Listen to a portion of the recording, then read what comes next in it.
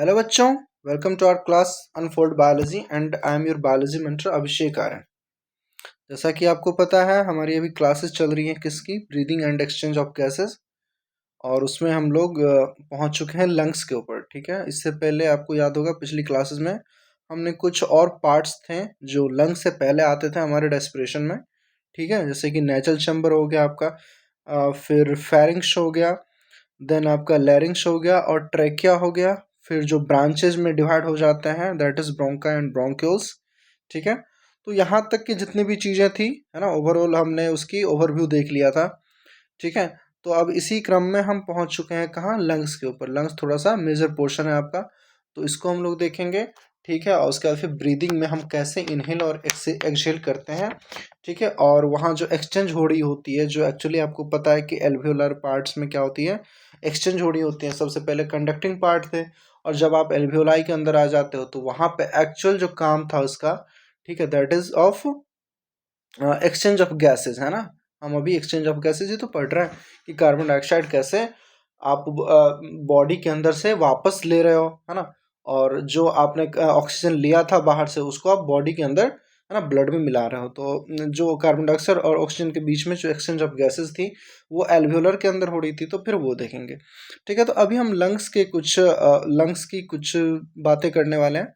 ठीक है, और अभी लंग्स में बहुत सारी चीज़ें होती हैं। ठीक है, पहले तो आपको पता है कि लंग्स पेयर्ड है आपकी, है ना। लंग्स कैसी है, पेयर्ड है। जब आप फिफ्थ कौन सा था वो, फिफ्थ लंबर था ना, है ना, हाँ, फिफ्थ लंबर पे आकर के जब वो डिवाइड कर रहा था, एक सेकंड मैंने लिखा तो होगा ना, देखो सॉरी, फिफ्थ थॉरेसिक था यार, लंबर तो नीचे चला जाएगा ना, हाँ ठीक है, फिफ्थ थॉरेसिक वर्टेब्रा पे। ये सब कंफ्यूज मत करना, देखो जैसे मैंने भी कर गया अभी, तो कोई बात नहीं। फिफ्थ थॉरेसिक वर्टेब्रा पे आकर के क्या होता है, वो लेफ्ट एंड राइट जो लंग्स है आपकी, उसमें प्राइमरी ब्रोंकाई खुलती है। ठीक है, तो उसके बाद से आपका लंग्स वाला पोर्शन स्टार्ट हो जाता है। ये देखो ना, आप डायग्राम तो है ही ना अपने पास, है ना। ये वाली पोर्शन, ये वाली पोर्शन यहाँ से जो है, यहाँ से अब क्या हो जाएगा, लंग्स स्टार्ट हो जाएगा। लंग्स के अंदर ये कंडक्टिंग पार्ट आपका खुल जाएगा, है ना। सबसे पहले यही देख रहे हो, तो this is your primary bronchus. ठीक है, प्राइमरी ब्रोंकाई या ब्रोंकस। ओके, तो चलिए इसके अंदर आप लिखिए कि लंग्स आर पेयर्ड स्ट्रक्चर। ठीक है, लंग्स आर पेयर्ड, तो लिखो आप साथ में, जो जो पॉइंट्स होगी मैं साथ के साथ एक्सप्लेन करूंगा। Okay, so lungs that is paired structure.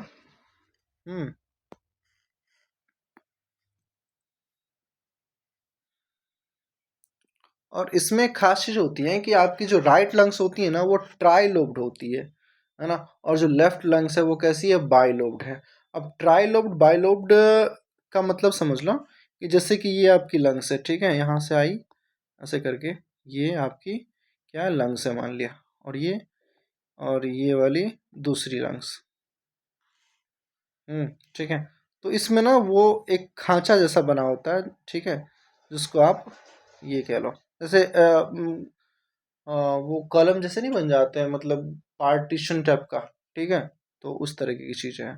ठीक है, तो अगर ये जो आपकी कौन सी थी, राइट वाली जो लंग्स थी, ये आपका उस हिसाब से राइट हो जाएगा। आपको पता है हार्ट में कैसे हम लोग देख रहे थे, लेफ्ट और राइट, है ना। जो आपको अभी दिख रहा है उसका अपोजिट हो जाएगा, that is your mirror image.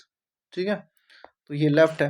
तो लेफ्ट जो लंग्स थी ना, वो कैसी थी, बाइलोब्ड थी। इसमें दो ही पार्ट हो जाएंगे। ठीक है, और इसकी तीन लोब्ड हो जाएंगे। लोब्ड मतलब बेसिकली होता है कंपार्टमेंट बनाते हैं ना। ठीक है, जैसे कि ट्रेन में देख रहे हो आप, पहले आप चढ़े तो एक ये हो जाएगा, इसमें बहुत सारे सीट्स होते हैं, फिर इसके बाद यहाँ से गेट होती है, फिर इधर होती है ना, फिर यहाँ ऐसे करके होती है ना।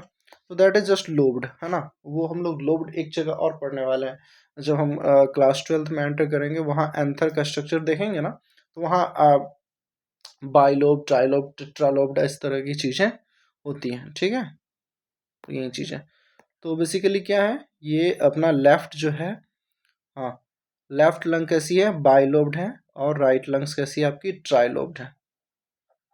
ठीक है, तो ऑब्वियसली ये देखो ट्राइलोब्ड है ना, तो आपको ये लगना चाहिए कि अब इसके पीछे का कारण बताता हूँ मैं, एक्चुअली ऐसा होता क्यों है। क्योंकि लेफ्ट लंग्स जिधर है ना आपकी, वो तो आपको पता है कि आपके लेफ्ट में क्या है, हार्ट भी है, ठीक है। लेफ्ट में आपका हार्ट भी है, तो हार्ट को जगह देने के लिए ना वहाँ उस अगर वो लेफ्ट लंग भी ट्राइलोब्ड हो जाता ना, तो फिर वो वहाँ एडजस्ट नहीं हो पाता पूरा जो आपका बॉडी का स्ट्रक्चर है ना। तो इसीलिए चूंकि वो लेफ्ट साइड में आपका क्या है कि हर्ट है, तो हर्ट को स्पेस देने के लिए लंग्स की जो लेफ्ट वाली लंग्स रह गई वो बाइलोब्ड ही रह गई, मतलब कहीं ना कहीं वो उससे छोटा सा कह लो आप, ठीक है। अगर कोई ट्राइलोब्ड है राइट लंग्स तो वो बड़ी हो जाएगी, है ना, वेट में भी, साइज में भी, और एल्वियोलाई के नंबर में भी, ठीक है। मतलब number of alveoli in the lungs जो है, सो वो भी फिर वेरी कर जाएगा कि लेफ्ट लंग की कुछ अलग हो जाएगी, राइट लंग्स की अलग हो जाएगी। क्योंकि राइट राइट तरफ आपका क्या है, खाली जगह है ना, उधर कुछ और रखने को नहीं है। जो आपकी पूरी स्ट्रक्चर रिब केज के अंदर पड़ी हुई है वो कौन कौन सी है, लंग्स हो गई और हार्ट्स हो गई, ठीक है। तो इन सब चीज़ों को अकोमोडेट करने के लिए, उनको प्रॉपर स्ट्रक्चर प्रोवाइड करने के लिए, स्ट्रक्चर देने के लिए जितनी स्पेस चाहिए, तो उसमें क्या होती है कि लेफ्ट तरफ आपको हार्ट को प्लेस करना था, तो लेफ्ट की जो लंग्स हो गई वो थोड़ी छोटी रह गई, या फिर ऐसे कह लो कि बाई लोब्ड रह गई, उसमें बस दो ही कंपार्टमेंट लाइसन हुआ, और जो लेफ्ट वाली थी उसमें तीन कंपार्टमेंट बन गए, ठीक है। तो बस यही लिखना है आपको। तो लिखो आप, right lung is trilobed while left lung is bilobed, ठीक है।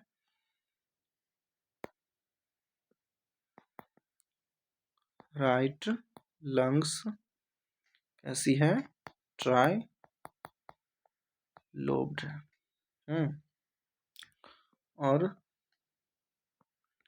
लेफ्ट लंग्स जो है वो है बाइलोब्ड, ठीक है। तो आप देखो ट्राइलोब्ड है, तो इसके लिए आप ये लिख सकते हो, that is in bigger size, bigger in size, bigger in size हो जाएगा। फिर आपका थोड़ा सा उसकी वेट भी ज़्यादा हो जाएगी, wider than left lungs. Then number of alveoli इसके अंदर ज़्यादा हो जाएंगे, नंबर ऑफ एल्वियोलाई भी ज़्यादा हो जाएगी, और इसकी वॉल्यूम, वॉल्यूम जो होगी वो भी ज़्यादा हो जाएगी, ठीक है। और फिर इसी तरीके के इसमें आप देखोगे तो सब कुछ छोटा हो जाएगा। हाँ, यहाँ मेन पॉइंट क्या हो जाएगा आपका, लेफ्ट साइड हर्ट होती है, तो heart is situated, heart is situated left side, ठीक है। सो दैट्स वाई उसको जो है उस जगह थोड़ी कम मिलती है, तो एडेप्टेशन यही तो है ना। तो बात समझ आ गई यहाँ तक, ठीक है। चलिए आगे बढ़ते हैं। इसमें क्या है कि left lungs contain a cardiac notch in which heart is located, okay. So एक कार्डियक नॉच होती है, नॉच मतलब कह लो कि ऐसे जो खांचा जैसा जगह हो जाता है ना, मतलब डायग्राम देख के आपको बेटर समझ आ सकता है अगर उस तरीके का डायग्राम होगा तो, ठीक है। बट आप ऐसे समझ लो कि जैसे कि ये हार्ट है ना, ये लंग्स आया, हम्म, ये लंग्स है, और ठीक है, और ये लंग्स है, ठीक है। तो एक ऐसा, मतलब एक सेकंड रुक जाओ,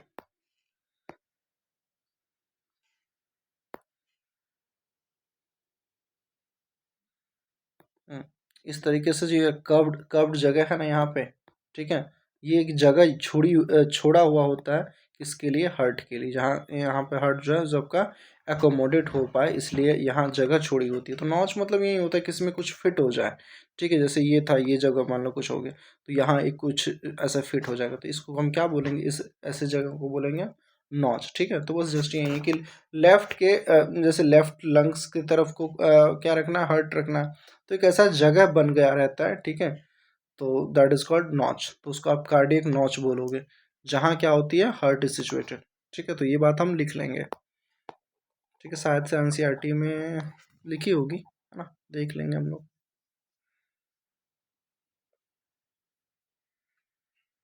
चलो एक बार हम लोग ना एक्सचेंज ऑफ गैसेस तक देख लेते हैं, ठीक है।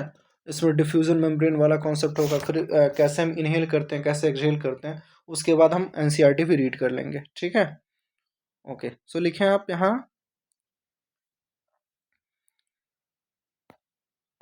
लेफ्ट लंग contain यहाँ देखो लंग्स मत करना यार, लंग लंग करना अब, क्योंकि मैं अलग अलग बात कर रहा हूँ ना अब। ठीक है, उसको ठीक कर लेना, left lung and right lung. ठीक है, so left lung contain what, contain a cardiac notch. आपको वर्ड दिख गया कार्डियक, मतलब क्या हो सकता है वहाँ, वहाँ ओनली क्या होगा, हर्ट होगा। ठीक है, तो left lung contain a cardiac notch in which heart is located.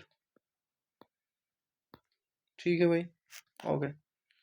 So next point is, अब देखनी है हमें क्या, लंग्स की कवरिंग। जैसे कि हम उसमें पढ़े थे ना, हार्ट में कवरिंग देख रहे थे, हार्ट की जो कवरिंग थी दैट इज व्हाट, क्या कहते हैं, पेरिकार्डियम था ना, हाँ पेरिकार्डियम था, उसमें विशरल था और पेराइटल था, अलग अलग तरह के पेरिकार्डियम हम वहाँ देख रहे थे।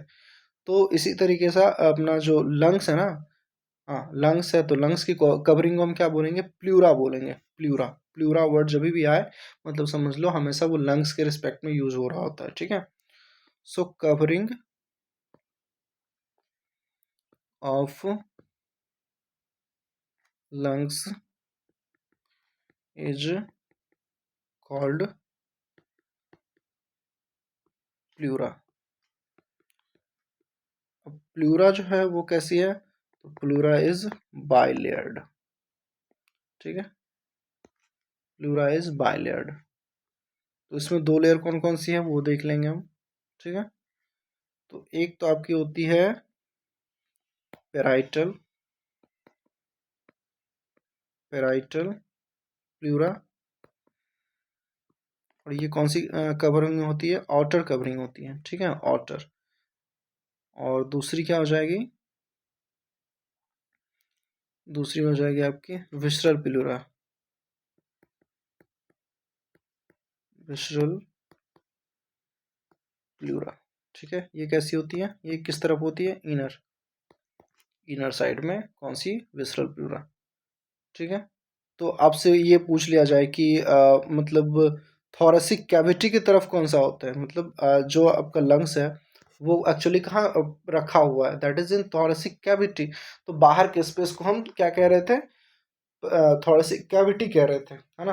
तो पैराइटल प्लूरा ऑब्वियसली किस तरफ हो जाएगा, थोरेसिक कैविटी की तरफ हो जाएगा। ठीक है, तो थोड़ा सा ये मार्क करके ध्यान रख लेना आप।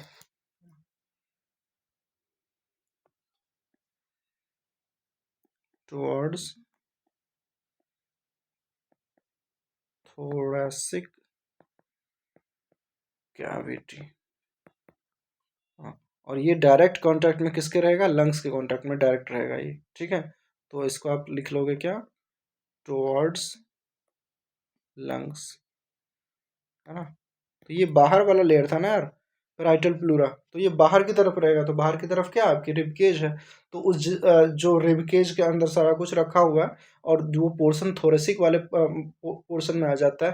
थोरेसिक हम क्यों कह रहे हैं, बिकॉज हम आप उसी जगह पे देखो ना, आप थोड़े से पीछे जो है वो क्या चल रहा है, थोरेसिक वर्टेब्रा चल रहा है। सबसे पहले क्या था आपका, सर्वाइकल थे 7, उसका थोरेसिक थे आपके 12, फिर 5 लंबर हो जाएंगे। तो हम बहुत सारी पोजिशनिंग जो है ना आपकी, है ना, वो उसी से डिसाइड करते हैं कि आपकी वर्टेब्रा का कौन सा नंबर चल रहा है वहाँ। ठीक है, तो पीछे आप रीढ़ की हड्डी में देखोगे तो उस जहाँ पे आपकी लंग सिचुएटेड है, उसी जगह पे पीछे क्या हो रही होती है, वो आपकी थोड़ेसिक वाली पार्ट चल रही होती है वर्टेब्रा की। ठीक है, तो ये आपका हो गया, दो दो पार्ट देखनी थी आपको, parietal pleura and visceral pleura. ठीक है, अब नेक्स्ट देखो आप,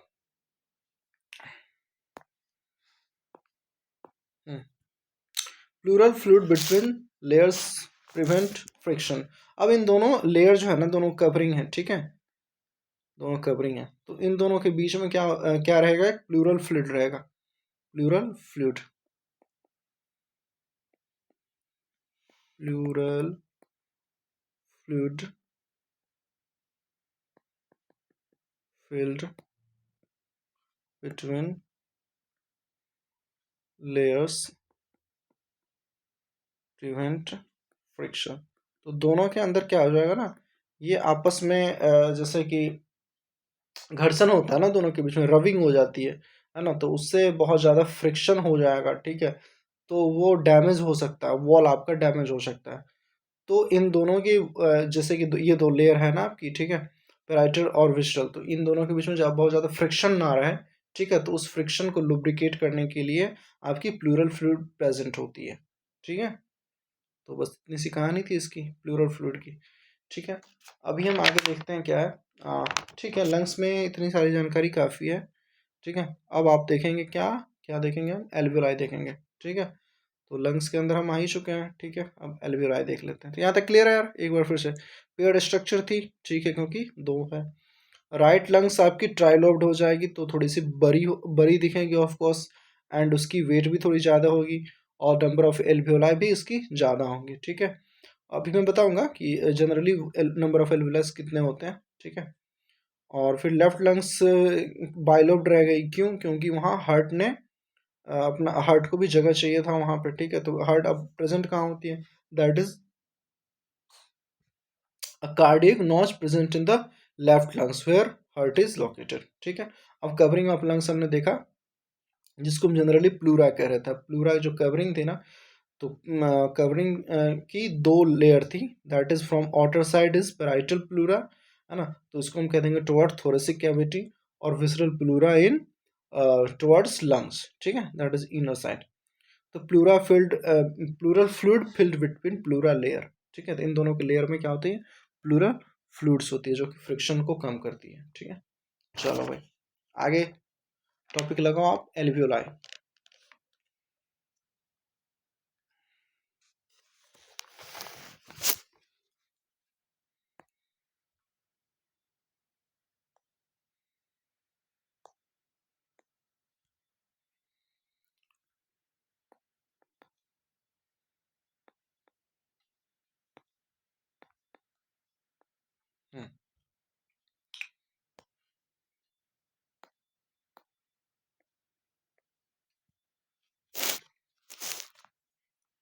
अब एल्वियोलाई क्या होती है, जैसे कि आपकी पूरी बॉडी की फंक्शनिंग के लिए, है ना, आपकी जो फंक्शनल एंड स्ट्रक्चरल यूनिट जो है आपकी पूरी बॉडी के लिए, वो क्या है, लंग्स है ना। किसी भी लिविंग ऑर्गेनिज्म के अंदर the structure and the fundamental unit is lungs.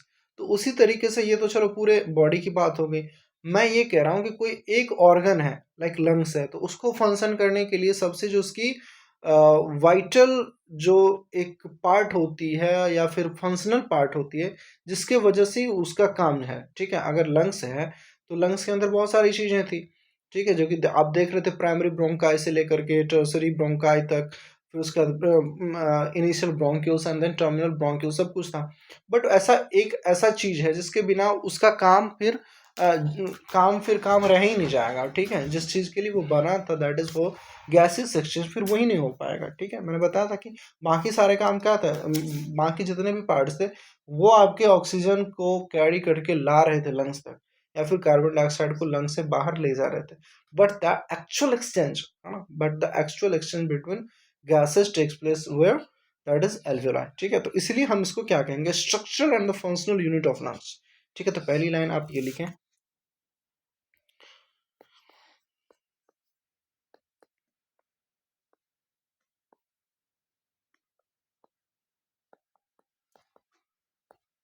Structural and functional unit of lungs, ठीक है। इसी तरीके से आप वो पढ़ोगे ना किडनी, तो वहाँ यही चीज़ काम कौन कर रहा होता है, नेफ्रॉन कर रहा होता है। तो वहाँ हम पढ़ेंगे nephron is the functional and structure unit of kidney, ठीक है। आगे, 150 मिलियन होती है पर लंग्स में, ठीक है। और जो आपकी लेफ्ट वाली थी, है ना, उसमें थोड़ी सी कम होगी, ठीक है। पर लंग्स में ओवरऑल मतलब मोटा मोटी जो बात करते हैं हम, 150 मिलियन एल्वियोलाई प्रेजेंट होती है, ठीक है, बहुत सारी होती है। चलो, और इसकी जो एल्वियोलाई की लेयर होती है वो कैसी होती है, थिन मेम्ब्रेनस। एक्चुअली इसकी जो स्ट्रक्चर है वही उसी की बात कर रहे हैं अपन, ठीक है। तो थिन होती है, मेम्ब्रेनस होती है, सैक लाइक होती है, सैक लाइक मतलब कि जो बैलून टाइप की होती है ना, उसी को बोलते हैं सैक लाइक स्ट्रक्चर। और फिर इरेगुलर वॉल्ड, इसकी जो वॉल्ड होती है वो इरेगुलर होती है, उसका कोई पैटर्न सेम नहीं है, हाँ फिक्स नहीं है। क्लियर। तो ये आपकी एल्वेलाई की मेजर स्ट्रक्चर होगी। अब हम एक डायग्राम देखने वाले हैं, ठीक है, उससे हम समझेंगे डिफ्यूजन मेम्ब्रेन का कंसेप्ट। ठीक है, तो भी आप हेडिंग लगाओ, एल्वेलाई के अंदर इतनी बात है, अब आप लगाओ हेडिंग डिफ्यूजन मेम्ब्रेन। ठीक है, डिफ्यूजन मेम्ब्रेन।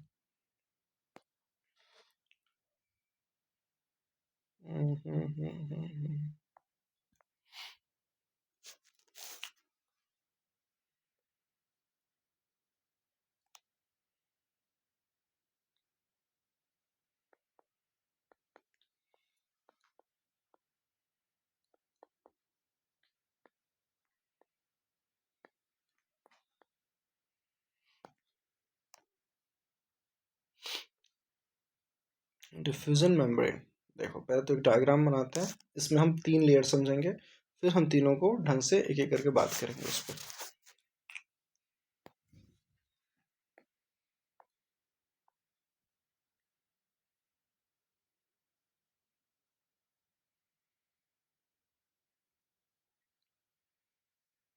खरा जैसा आप बनाओ, खरा।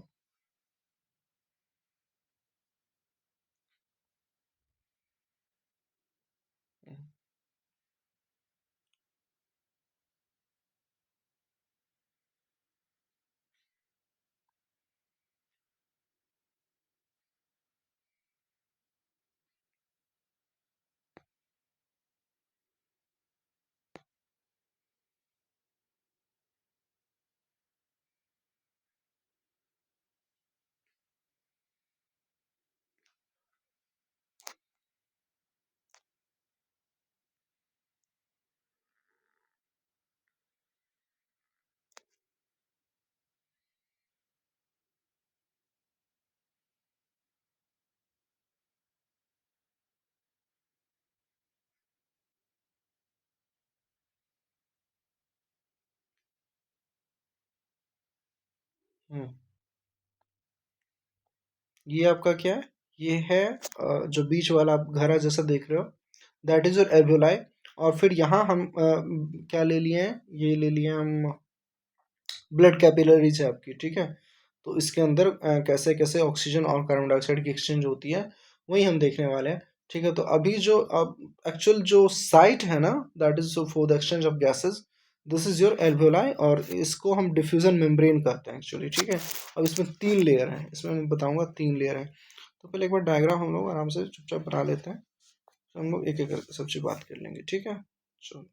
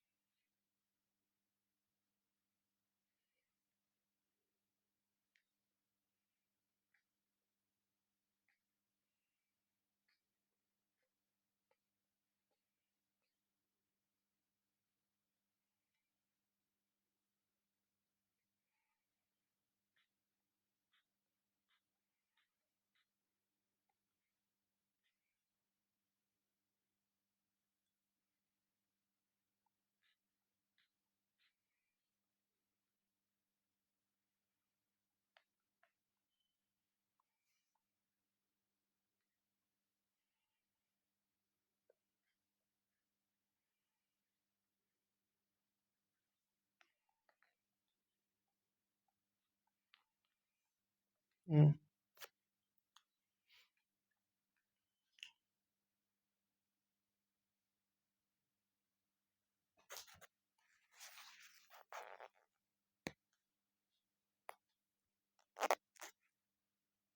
आप बना लो अभी, ठीक है, फिर बात कर लेंगे हम लोग।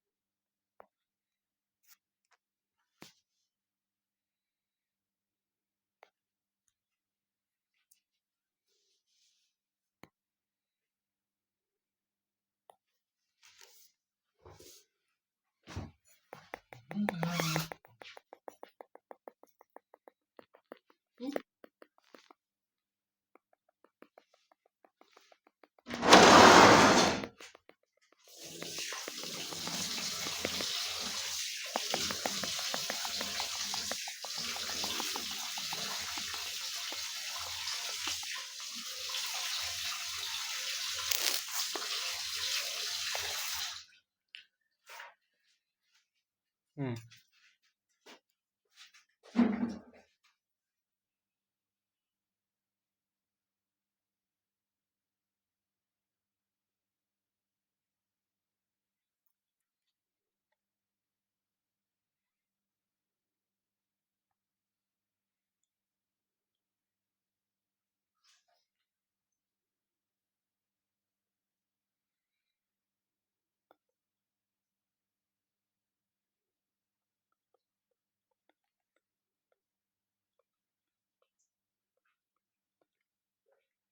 हो गया भाई, बना लिए सब। देखो अब ये आपकी थी, ये वाला जो पार्ट था, सबसे पहले तो आप ये देखो कि ये पार्ट था क्या। That is your alveoli, alveoli, ठीक है। And this is your blood capillaries, blood capillaries, जो आपकी वेन्यूल्स हो जाएंगे या फिर आर्टरियल्स हो जाएंगे, जो फाइनली जहाँ पहुंच गई थी कहाँ पे, टू द एल्वियोलाई, ठीक है।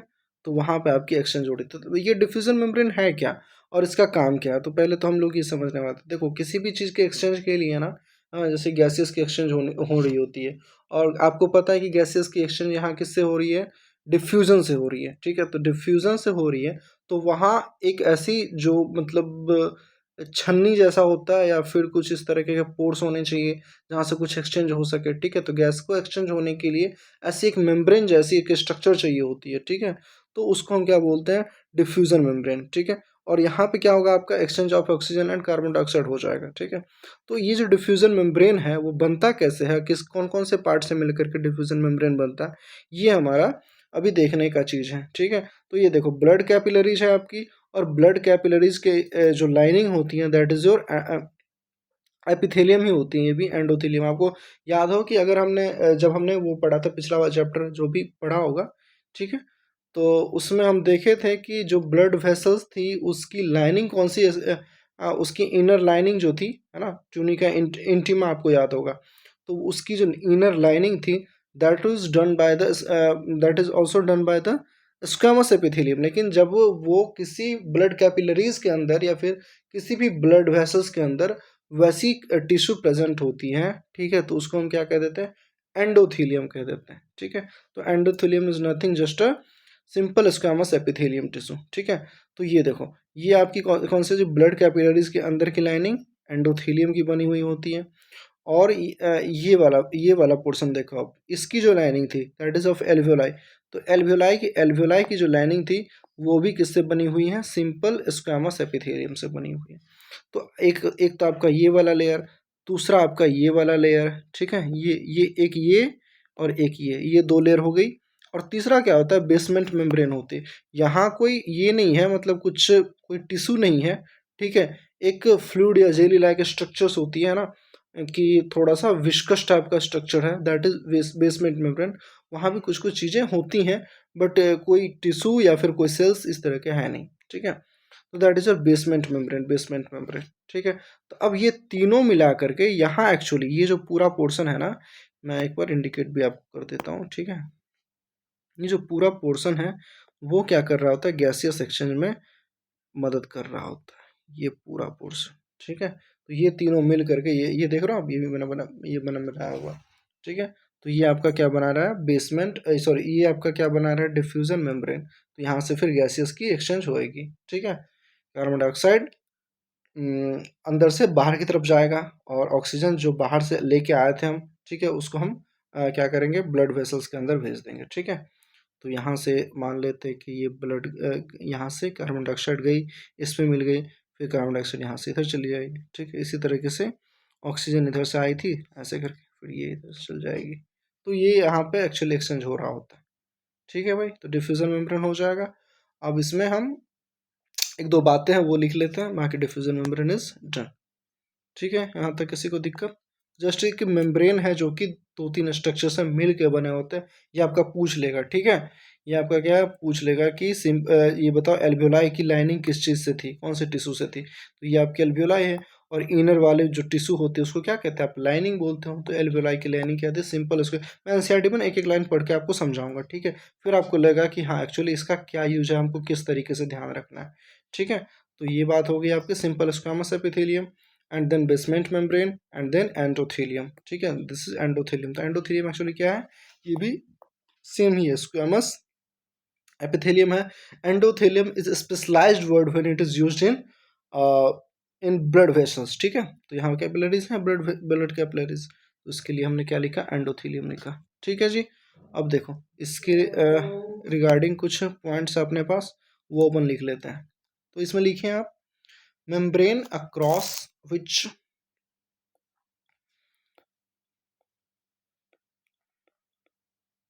membrane across which exchange of O2 and CO2 occurs by simple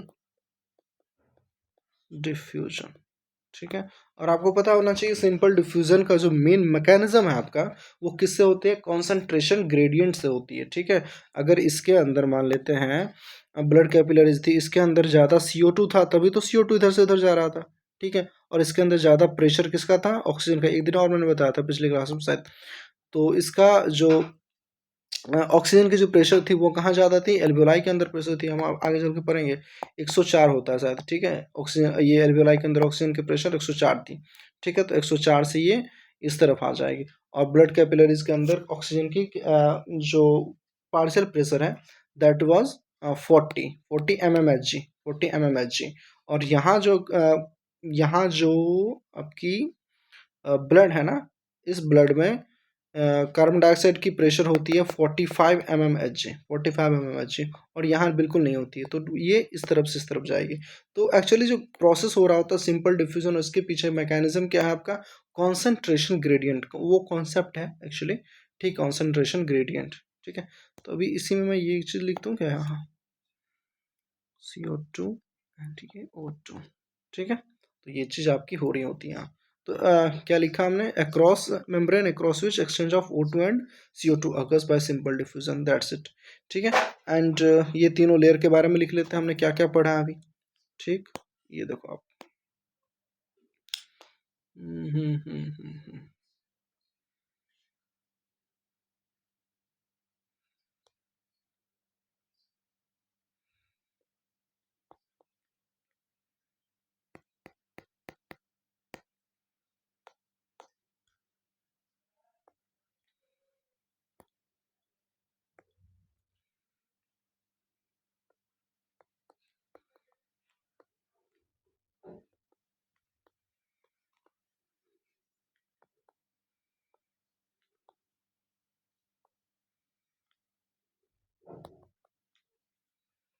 it is made up of 3 layers, कौन कौन से, पहला तो simple squamous epithelium of alveoli,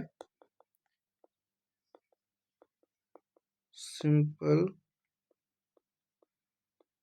squamous epithelium of alveoli। दूसरा बेसमेंट मेम्ब्रेन था,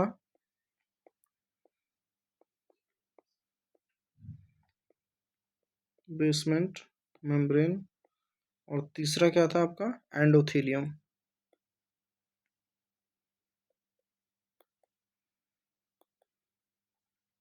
endothelium, ठीक है। और ये भी मैंने आपको कैसा बताया था, सिंपल स्क्वामस एपिथेलियम ही होते हैं, ठीक है, सिंपल स्क्वामस एपिथेलियम, ठीक है। तो endothelium of blood capillaries, blood capillaries, इसकी दोनों साइड होती हैं, हो सकता है आपको कन्फ्यूजन हो। मैंने जो ये बताया था ना, एक सेकेंड, ये देखो, तो इस वाले पार्ट को भी आप कहोगे, ठीक है, ये दोनों तरफ लाइनिंग होती है, और इस वाले पार्ट को भी कहोगे, ये वाला पार्ट एज वेल, ठीक है। तो ये क्या हो जाएगी आपकी ब्लड कैपिलरीज की एंडोथेलियम, सॉरी ये मैंने किस में लगा दिया यार, सॉरी, मैं इसकी बात कर रहा था एक्चुअली। ये एंडोथेलियम, ठीक है, एंडोथेलियम दोनों ही तरफ है, ठीक है। तो ये चीज़ हो गई आपकी। अच्छा, एक नोट पॉइंट आपको लिखनी है, एक नोट पॉइंट ये है कि लंग्स के पास ना कोई मसल्स नहीं होती, ठीक है। नोट में आप लिखो, कहता है कि lungs do not have muscles, hence, लिख लो आप, मैं समझाता हूँ, hence it can not change its volume, its volume will be altered due to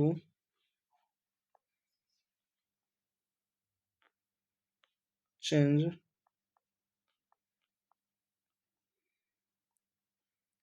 in volume of thoracic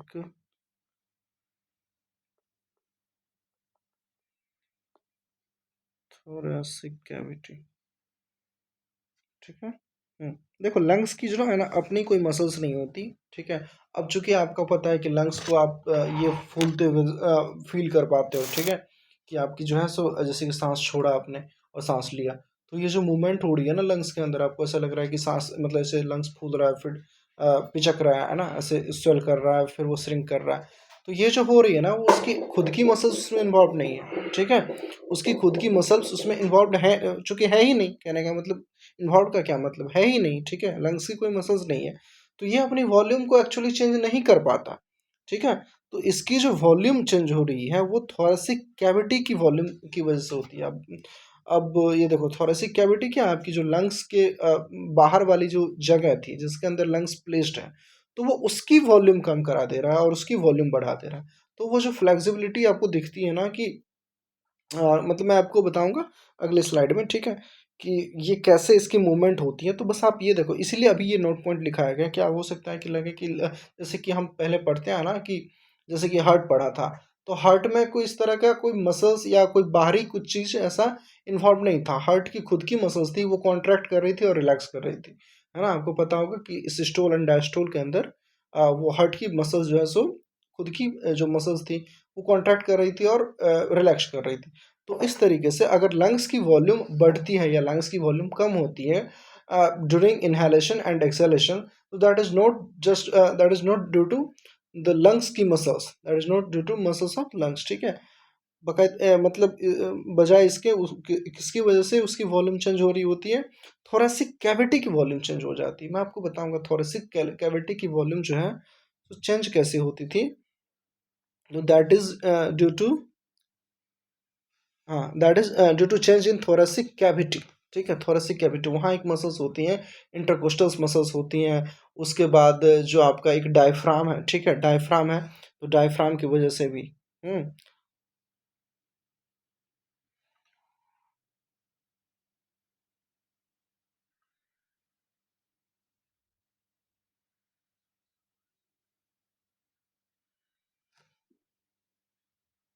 हम्म। तो अभी फिर से एक डायग्राम आएगा आपका, ठीक है। अभी मैं यही चीज़ बताऊंगा, इसीलिए नोट लिखा गया अभी कि थोरेसिक कैविटी की वॉल्यूम कैसे चेंज होती है, थोरेसिक कैविटी कहते हैं किसको, ठीक है, थोरेसिक कैविटी किसको कहते हैं, है ना। अगली बार से मतलब नेक्स्ट क्लास में ऐसा अपन कोशिश करेंगे एक अच्छा सा एक पिक्चर लेके आए या फिर कोई वीडियो इसमें डाल दिया जाए, ठीक है। वीडियो तो शायद नहीं डलाएगा, मैं इसी में कोशिश करूँगा समझाने की, ठीक है। तो जो आपकी कैविटी थी ना, जो जैसे आपको याद हो, देखो ये आपकी क्या पीछे से वर्टेब्रा चल रही है, ठीक है। एंड यहाँ से जो है सो आपकी रिब केज ऐसे करके आ रही है, ऐसे करके आ रही है, ठीक है, ऐसे करके, ऐसे करके। और इसी के अंदर जो है सो आपका सारा लंग्स एंड हार्ट वगैरह प्रेजेंट है ना, ठीक है। तो इसके अंदर अब ये देखो, ये जो रिब केज थी, ये क्या थी, रिब केज थी। इन्हीं दोनों के इन दोनों के बीच में एक मसल्स होती है, जैसे कि दो एडजेसेंट रिब्स के बगल में क्या होती है, एक मसल्स होती है, ठीक है। तो इन मसल्स के अंदर कॉन्ट्रैक्शन होगी तो ये पूरा का वॉल्यूम ही जो है सो ऐसे बढ़ जाएगा, फिर ये कम हो जाएगा, ये बढ़ जाएगा, ये कम हो जाएगा। तो ये क्यों, ये हार्ट की कोई, हार्ट उतना का उतना ही है, ठीक है। हार्ट जैसा था, जिस शेप में था वैसे ही था। इसकी मसल्स जो है सो जो रिबकेज की मसल्स है ना, वो अपने अंदर कॉन्ट्रैक्शन कर रही है और रिलैक्सेशन कर रही है, जिसके वजह से पूरा का थोरेसिक कैविटी की वॉल्यूम बढ़ रही है, ठीक है। लंग्स की वॉल्यूम अल्टर नहीं हो रही है, ठीक है, ये आप ध्यान रखना। हम्म। तो कभी भी ऐसा पूछ लिया जाए कि लंग्स अपनी वॉल्यूम कैसे अल्टर करती है, तो लंग्स की वॉल्यूम अल्टर होती ही नहीं है। That the alteration in volume is just of thoracic cavity, ठीक है। और वहाँ जो इन्वॉल्व होती है that is intercostal muscles and diaphragm, ठीक है। तो अभी हम लोग उसी चीज़ को पढ़ने वाले हैं। तो यहाँ तक ये पॉइंट आपको नोट पॉइंट समझ आ गई, ठीक है। तो उसको ध्यान रखना यार, ओके। तो चलो इसके इसी का ना एक अच्छा सा डायग्राम बनाते हैं, अपने पास है। तो फिर उसमें हम दिखाएंगे कि कैसे कैसे। तो भी पूरा फोकस से आप डायग्राम एक बार बना लो मेरे साथ, ठीक है। फिर अपन उसके चीज़ों को समझेंगे।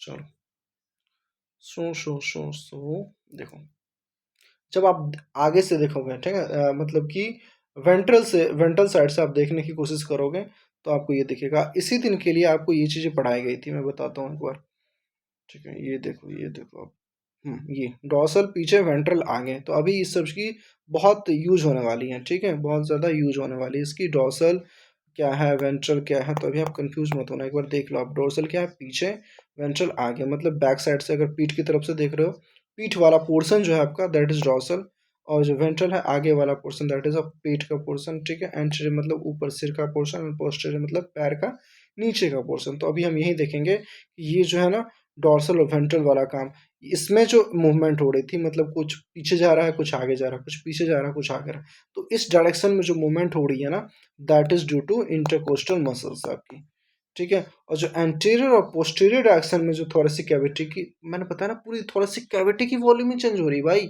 थोड़ी सी बिल्कुल अमेजिंग चीजें हैं, ठीक है। जब हार्ट को पंप करना था तो थोरेसिक कैविटी से उसको कोई मतलब नहीं था, है ना। आप थोड़ा सा समझने की कोशिश करो, लंग्स की खुद की वॉल्यूम चेंज नहीं हो रही है, भले ही वो हम इनहेल कर रहे हैं, एक्सहेल कर रहे हैं, तो उसमें लंग्स की कोई वॉल्यूम चेंज नहीं हो रही है, ठीक है। वो थोरेसिक कैविटी की वॉल्यूम चेंज हो रही है। और थोरेसिक कैविटी की वॉल्यूम चेंज कराने के लिए कौन कौन रिस्पॉन्सिबल होता है, कैसे कैसे रिस्पॉन्सिबल होता है। हम इनहेलेशन करते हैं तो हमारी वो जो थोरेसिक कैविटी है वो कैसे एक्सपैंड करती है, कैसे कॉन्ट्रैक्ट करती है। जब हम एक्सेल करते हैं तो वो कैसे रिलैक्स करती है, उसकी कौन कौन सी मसल्स किस डायरेक्शन में मूव करती है, हम लोग वो पढ़ने वाले हैं। तो आप समझ पा रहे हो इस चीज़ को, थोड़ा सा इमेजिन करते रहना थोड़ी सी। अगर बायोलॉजी पढ़ रहे हो, और क्योंकि अंदर की चीज़ें मैं दिखा कैसे पाऊंगा, है ना। तो थोड़ा सा वो इमेजिनेशन आप अंदर अंदर बनाते रहना। अभी बस हम इतना ही पढ़ने वाले हैं, इसकी मूवमेंट देख लेंगे, दैट्स इट फॉर टुडे, ठीक है। तो हालांकि शायद उसी में बहुत समय खिंच जाएगा, 44 मिनट्स ऑलरेडी हो चुके हैं। तो आइए हम पहले डायग्राम बनाते हैं, ठीक है। अभी मैंने बस आपको दिखाया कि कौन कौन सी चीज़ हम लोग वर्ड यूज़ करने वाले हैं, तो इसी दिन के लिए वो सब चीज़ लिखा गया था, ठीक। ठीक, चलो चलो चलो, एक बहुत ही प्यारा सा डायग्राम है। आई होप मेरे से भी बन जाए और आपसे भी बन जाए। तो अभी आप ध्यान से उस डायग्राम बनाओ चुपचाप।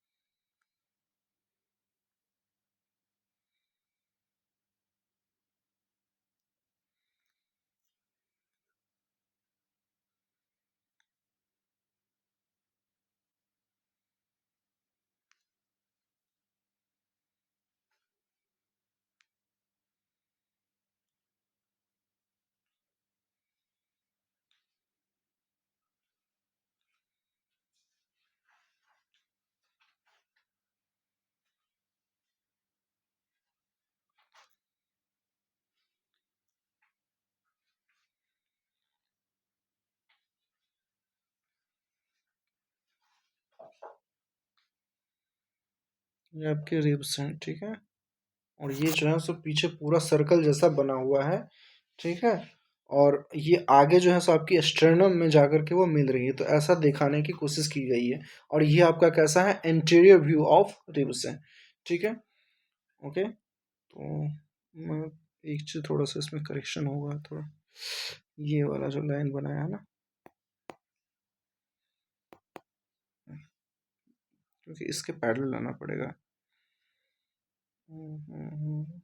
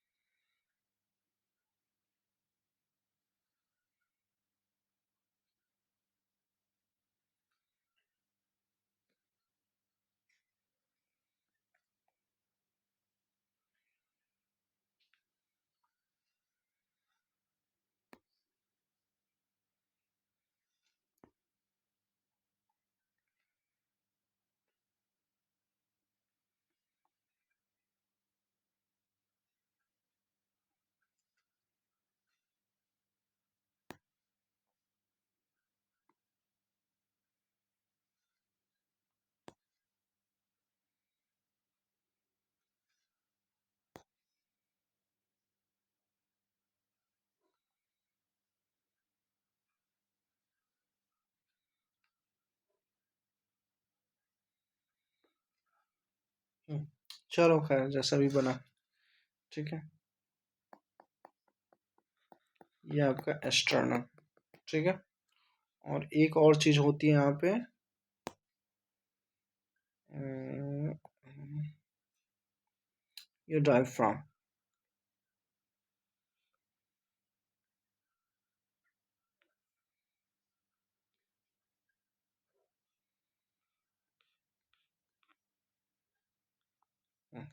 ये देखो, अपन लेवलिंग कर लेते हैं साथ में, फिर सभी की लेवल निकालेंगे।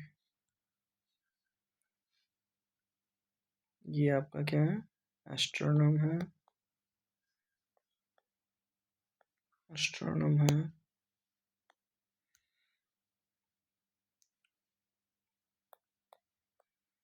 ये आपका बोन है, ऐसा वेंट्रल साइड से।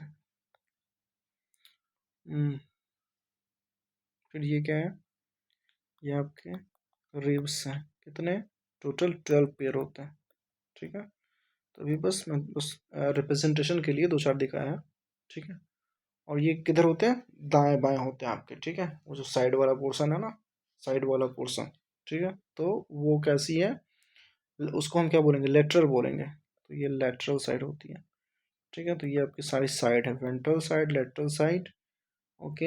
And vertebral column from dorsal side, जो कि दिख नहीं रही है, तो मैं कैसे बताऊं, तो ऐसे आप समझ लो कि यहाँ क्या है, वो दिख नहीं रही है भाई, दैट इज वर्टेब्रल कॉलम। हालांकि इसका बहुत ज़्यादा इसमें काम भी नहीं है, फिर भी वर्टेब्रल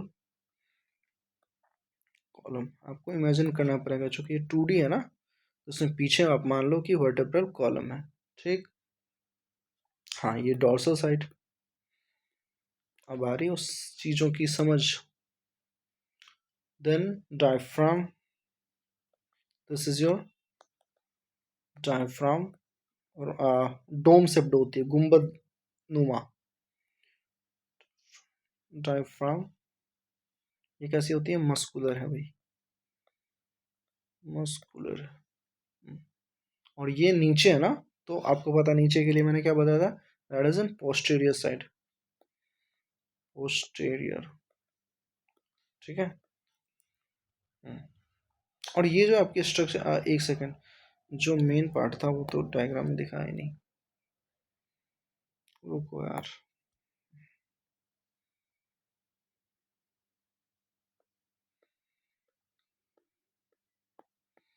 इसी को तो समझाना था।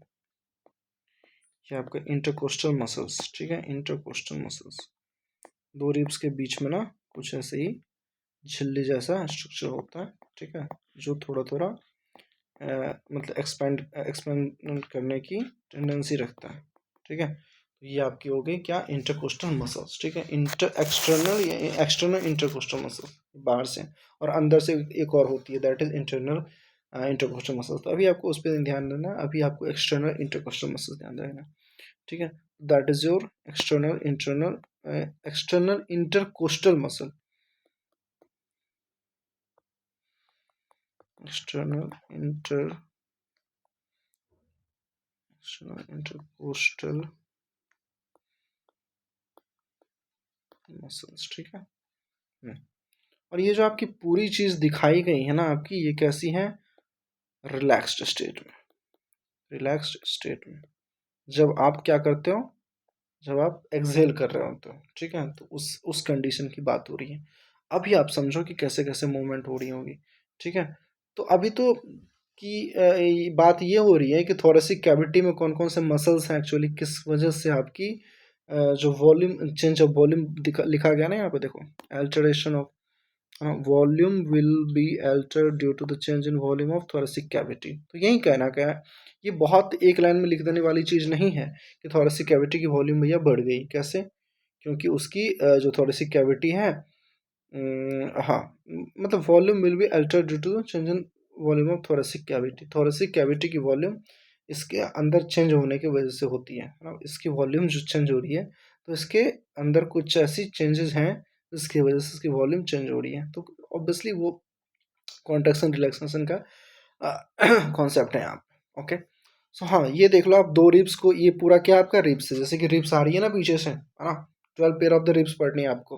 अब वो आप अगर नहीं पढ़े हो तो, हालांकि सब कुछ धीरे धीरे छोटा छोटा चीज़ तो ऐसा बताया ही गया होगा, मतलब जूनियर क्लासेस में, 10th में, 11th में, 11th तो पढ़ ही रहो, 10th में, 8th में भी ये सब चीज़ें होती हैं, ठीक है। तो रिब्स इज 12 पेयर्स, ठीक है। ये आपका एस्ट्रोनम, जो आपके चेस्ट वाला पोर्सन है ना, बीच में एकदम मिडिल में, दैट इज स्टर्नम। तो यहाँ आकर के पीछे से निकलती है और यहाँ आकर के जुड़ती है, ठीक है। बाइसेफेलिक होती है आपकी बोन, ठीक है। तो एक तो पीछे जुड़ी होती है, एक आगे जाके जुड़ती है। तो ये होगी आपकी क्या, स्टर्नम। एंड देन रिब्स हैं 12 पेयर्स, तो रिब्स अभी दिखाने की कोशिश करी मैंने।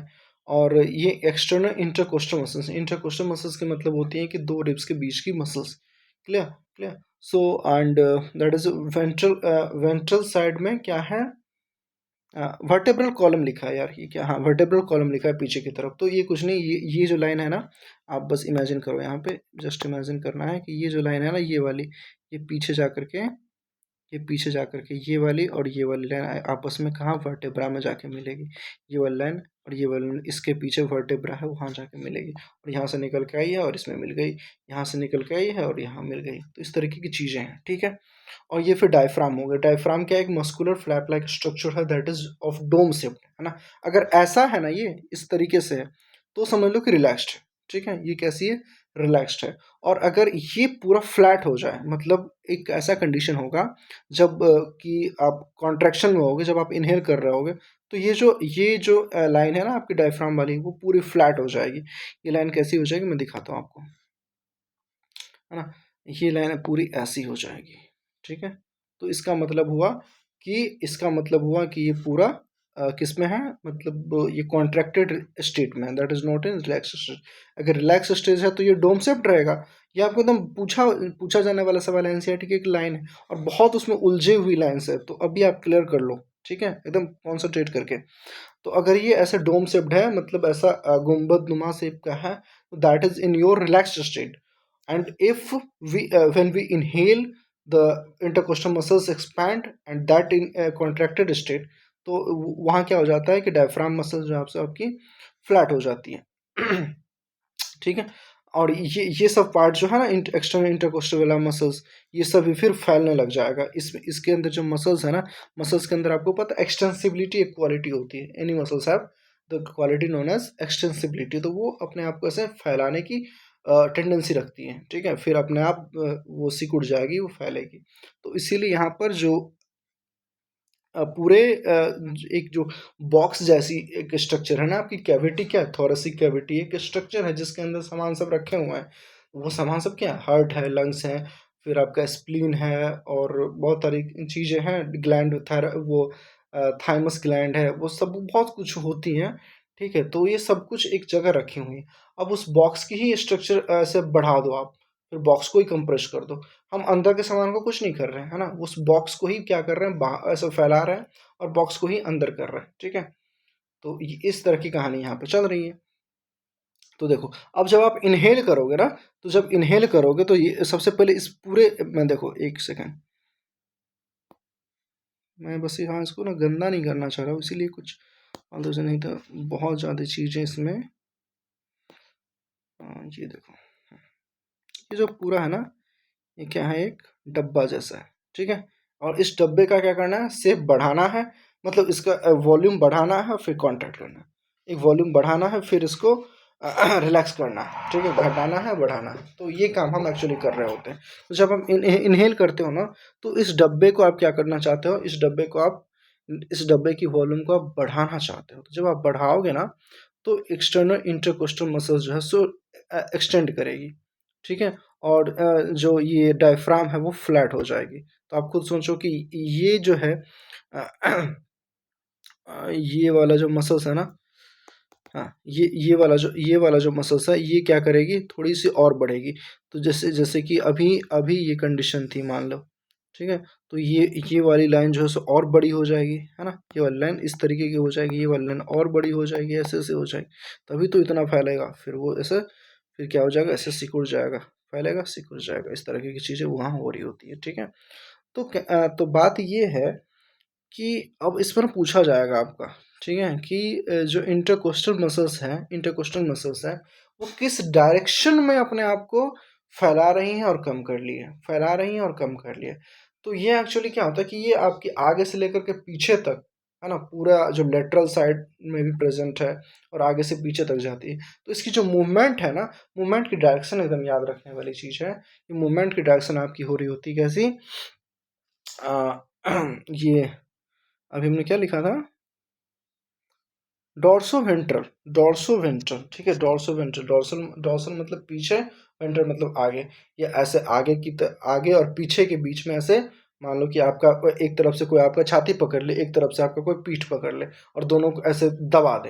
हाँ, दोनों को ऐसे सोच लो, इमेजिन करो, आप ऐसे खड़े हो, एक तरफ से कोई सामने से छाती पकड़ ले, पीछे से आपका पीठ पकड़ ले और ऐसे दबा दे। ठीक है, तो एक दबाना हुआ, दैट इज रिलैक्स्ड स्टेज। अगर वो दबी हुई है मतलब उसकी वॉल्यूम कम है ना, आप सांस छोड़ चुके हो, तो वो कम है, तो रिलैक्स स्टेज है।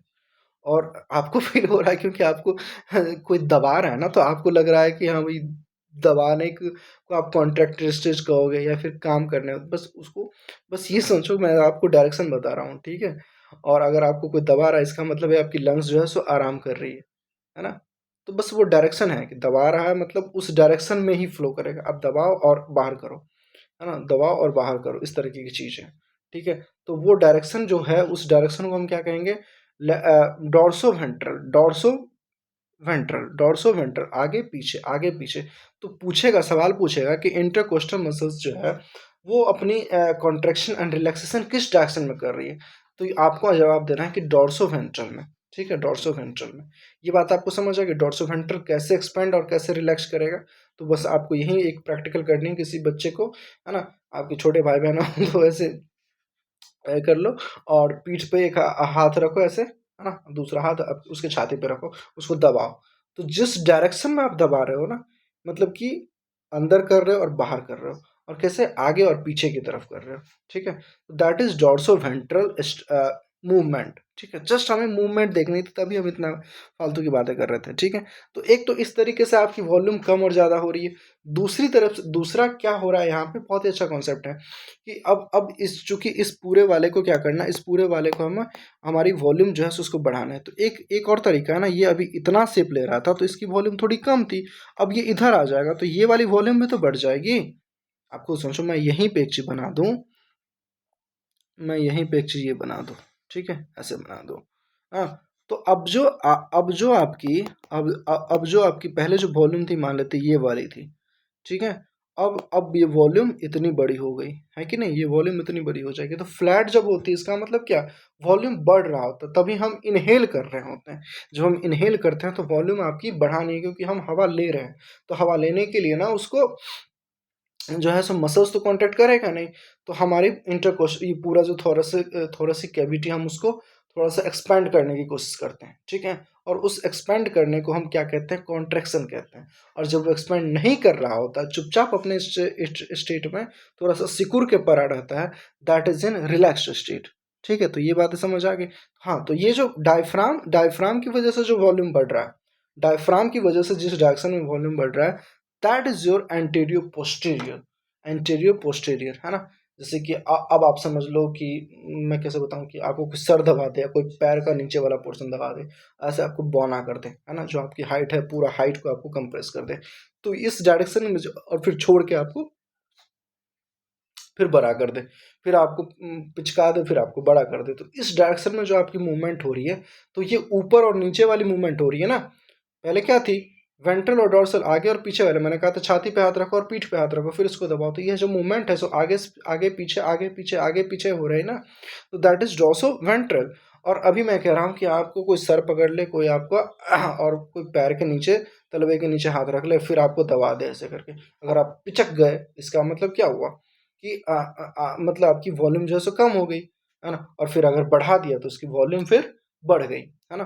तो जब आप इनहेल कर रहे हो तो आपको ध्यान, बस इतनी चीज़ें ध्यान रखनी है कि जब आप इनहेल कर रहे हो ना, तो इनहेल करने टाइम में आपको थोरेसिक कैविटी की वॉल्यूम ज़्यादा रखनी है, क्योंकि आपको सांस अंदर ले रही है, अंदर ले रहे हो आप, ठीक है। दूसरा चीज़, जब आप सांस छोड़ रहे हो तो इसको रिलैक्स करनी है, तो मतलब इसका जो वॉल्यूम है वो कम करना है, तो वॉल्यूम जब कम करना रहेगा तो फिर डायफ्राम को हम क्या करेंगे, डायफ्राम को बोलेंगे चलो भाई तुम इस शेप में आ जाओ, इस शेप में आ जाओ, ठीक है। तो इतनी बातें क्लियर हो गई, तो बस यही कॉन्सेप्ट था। इनहेल और एक्सहेल में जो मैकेनिज्म होती है उसके अंदर कौन कौन से रिब्स इन्वॉल्व होते हैं। अब आप देखो कि कहीं कोई ज़रूरत था क्या लंग्स को मूव करने का, या फिर लंग्स के अंदर अपनी खुद की वॉल्यूम बढ़ाने की, नहीं थी ना, तो बस यही हो रहा है, ठीक है। तो बस इतनी सी चीज़ें आपको ध्यान रखनी है। अभी तो मैं बस ओरली बताया हूँ, आगे हम एक एक चीज़ लिखेंगे समझेंगे, ठीक है। तो आई होप कि आपको ये बातें समझ में आ गई होंगी, और इतनी सारी चीज़ें जितने भी हमने बकवास करी है उसकी एक ही सार निकल के आया है, दैट इज़ कि डायफ्राम अगर वॉल्यूम बढ़ाने की कोशिश करेगा, इस पूरा chamber is called thoracic cavity, ये पूरा हम चैम्बर जो हम ये कह रहे हैं that is called thoracic cavity. तो थोरेसिक कैविटी की अगर वो वॉल्यूम बढ़ाने की कोशिश करेगा तो किस डायरेक्शन में, अगेन डायफ्राम कहाँ था आपका, पोस्टीरियर साइड था, तो मतलब एंटीरियर पोस्टीरियर डायरेक्शन में करेगा, ठीक है। दूसरा चीज, आपका जो एक्सटर्नल इंटरकोस्टल मसल्स था, वो अगर आपकी थोरेसिक कैविटी की वॉल्यूम कम या फिर ज़्यादा करना चाहेगी, तो वो कैसे करेगी, किस डायरेक्शन में करेगी, that is in dorso ventral आगे पीछे, पोस्टीरियर मतलब पोस्टीरियर, एंटीरियर पोस्टीरियर मतलब ऊपर नीचे। क्लियर, ये ध्यान रह जाएगी आपको। चलो इस कचरा को थोड़ा साफ कर लिया जाए, ठीक है। अब तो रहने देना।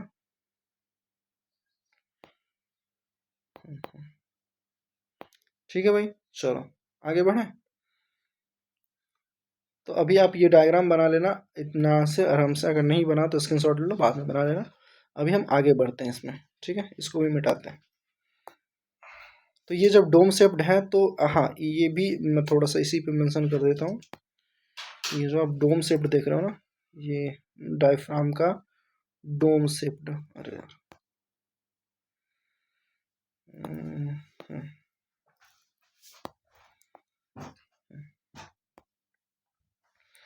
ये जो डोम शेप्ड है वो किस स्टेज में होती है, that is in relax stage. और अगर इसको कॉन्ट्रैक्ट करना होगा तो ये डायफ्राम कैसे हो जाएगी, फ्लैट हो जाएगी, तभी तो इसकी वॉल्यूम बढ़ेगी, है ना। तो बस आप ये याद रख लेना कि ये पूरा क्या एक चैम्बर है, इस चैम्बर की हम वॉल्यूम बढ़ाने और घटाने की कोशिश कर रहे हैं, है ना। तो इसमें external coastal internal coastal muscles help कर रहा है आपका, और कौन हेल्प कर रहा है, डायफ्राम हेल्प कर रहा है। तो ये वाला जो सामान है आपका इंटरकोस्टल मसल्स, तो इस ये अगर कोशिश करेगा कि भैया हम थोड़ी सी कैविटी की वॉल्यूम बढ़ा दे, तो इसकी डायरेक्शन क्या होने वाली है आपकी, डॉर्सो वेंट्रल मतलब आगे पीछे के डायरेक्शन में। और अगर डायफ्राम चाहेगा, देखो ना डायफ्राम खुद नीचे है, तो डायफ्राम चाहेगा कि हम इस थोरेसिक कैविटी की वॉल्यूम कम या ज़्यादा कर दें, तो that is in anterior posterior direction. Clear है यहाँ तक। चलो भाई बहुत हो गया इस पे बात, अब हम थोड़ा सा कुछ टेक्स्ट की बातें करते हैं, क्या क्या लिखनी है हमें इसके अराउंड। क्लियर क्लियर, तो ये चीज़ आपको ध्यान रखनी है, ठीक है। हम्म हम्म हम्म हम्म चलो अब हेडिंग लगा, हालांकि यहीं पे हेडिंग लगा लेना आप, थोड़ा सी कैविटी, यहीं पे हेडिंग लगानी थी।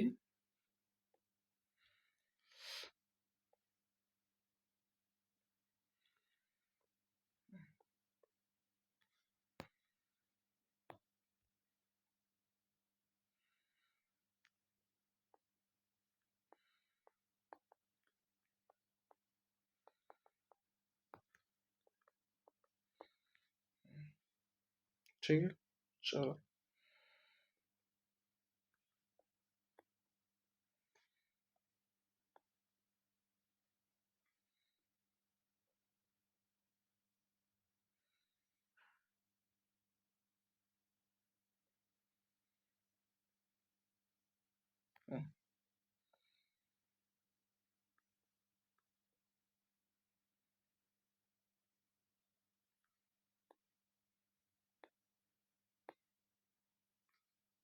चलो इसके बारे में हमें लिखनी है।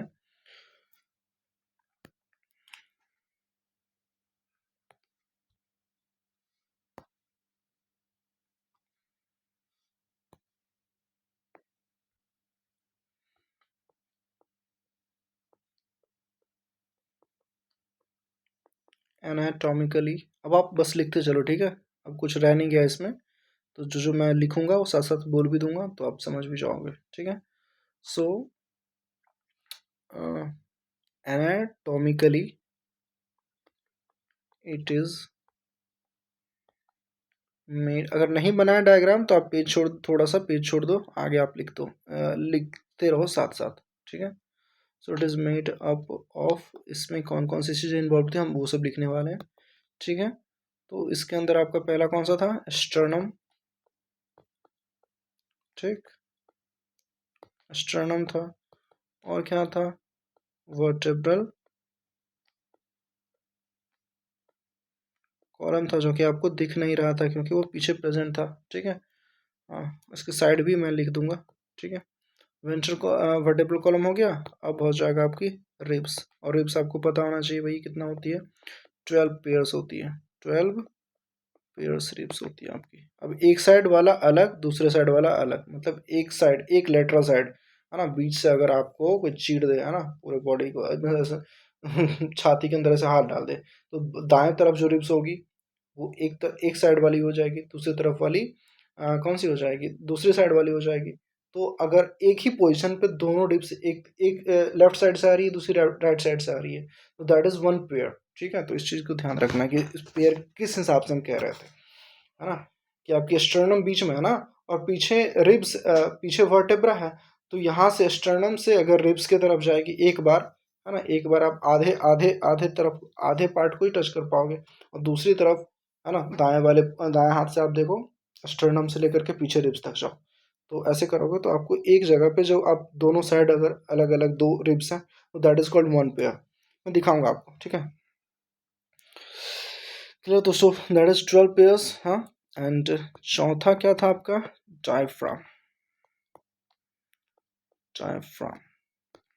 चलो अब इन चारों की पोजीशन देख लेते हैं अपन, चारों की पोजीशन क्या क्या थी। स्टर्नम था आपका कौन सा भाई, सो अपने मुंह से मुझवानी लिखोगे, हाँ, बिना देखे। So sternum is of ventral side, vertebral column, dorsal, ribs, lateral, and diaphragm were posterior। ये नीचे था, पोस्टेरियर को नीचे कहेंगे, और एंटीरियर को क्या कहेंगे, ऊपर, ठीक है। अब देखिए इसमें डायफ्राम के बारे में कुछ बातें देख लेते हैं। क्या, diaphragm is a muscular structure, it is dome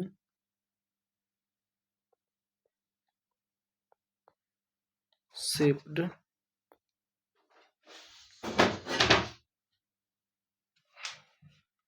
dome shape की होती है, इट इज ऑफ ठीक है, it is of dome shaped. So when it's muscle relax, जो डायफ्राम मसल्स जो है सो रिलैक्स करती है. एक सेकेंड. ओके, ये एक ही लाइन था ना यार.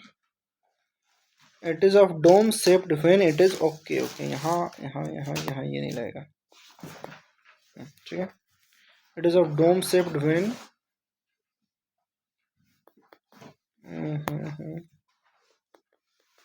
when its muscle relax. मैं बताया था रिलैक्स रहेगी तो कैसी, डोम शेप्ड की. एंड ये थोड़ा उल्टा जैसा नहीं होगा. एक सेकेंड रुको, मैं इसकी जुगाड़ लगाता हूँ.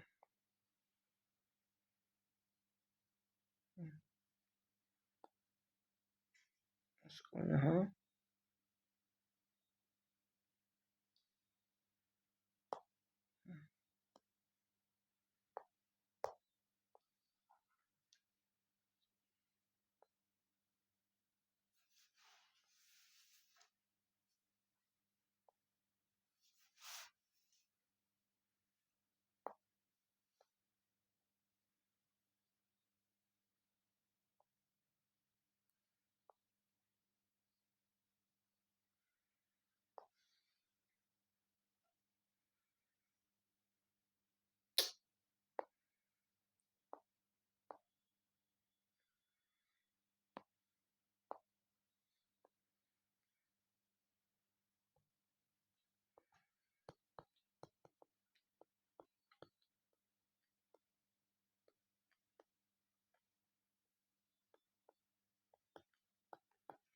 It is of dome shaped when it's muscle relax. दूसरी कंडीशन क्या थी आपके पास, it is of flat shaped. कब, व्हेन इट्स मसल रिलैक्स. ठीक है भाई. जब रिलैक्स होगा तो कैसा हो जाएगा, वो फ्लैट हो जाएगा. और जब सॉरी, मसल कॉन्ट्रैक्ट ना, फ्लैट में कॉन्ट्रैक्ट, फ्लैट में कॉन्ट्रैक्ट. जब डोम शेप्ड है तब रिलैक्स्ड है, और जब फ्लैट हो गया इसका मतलब वॉल्यूम बढ़ाने की कोशिश कर रहा है. तो ये कब होगा, जब वो कॉन्ट्रैक्ट में होगा, है ना.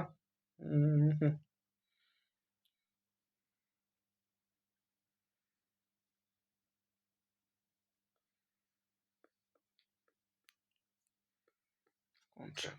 तो ये दो बातें आपको एकदम ध्यान रखनी है.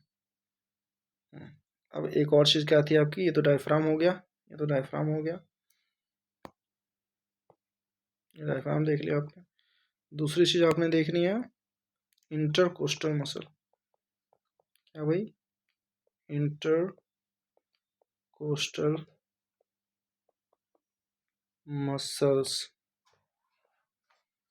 ठीक है. इसकी क्या, अरे यार,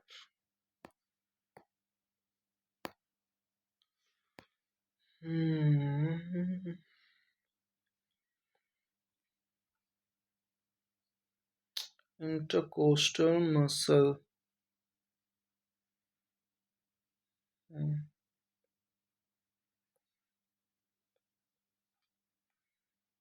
muscle between two adjacent muscles between two adjacent ribs. हाँ, तो इंटरकोस्टल मसल्स को वो कहाँ पाए जाते हैं, दो एडजेसेंट रिब्स के बीच में. दो एडजेसेंट रिब्स थे आपके, उसके बीच में इंटरकोस्टल मसल्स थे. ठीक है. अब ये दो तरीके के होते हैं. अब आपको जो है इस चैप्टर में इंटरनल और एक्सटर्नल, हालांकि मुझे लगता है कि एक्सटर्नल का ही यूज है यार, इंटरनल का यूज है नहीं. ठीक है.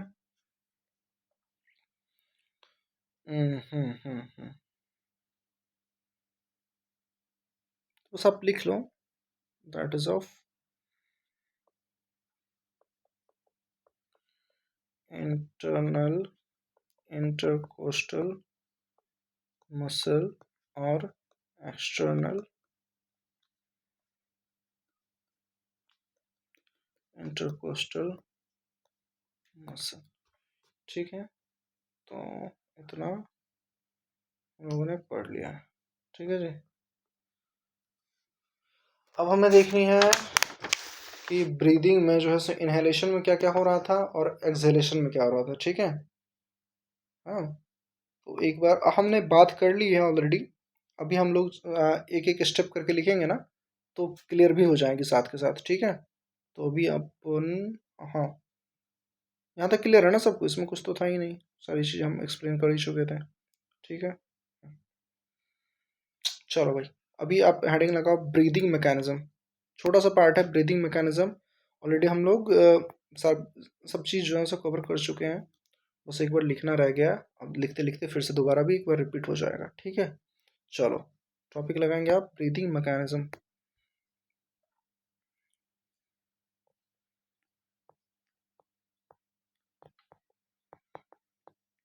Breathing mechanism. ठीक है, चलो ब्रीदिंग मैकेनिज्म।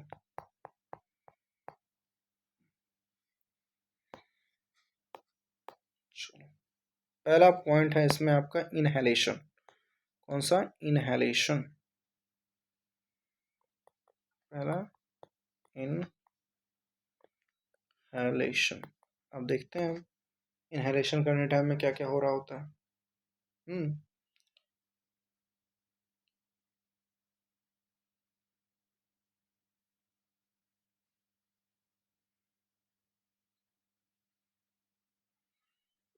एक सेकंड यार, वेट करना।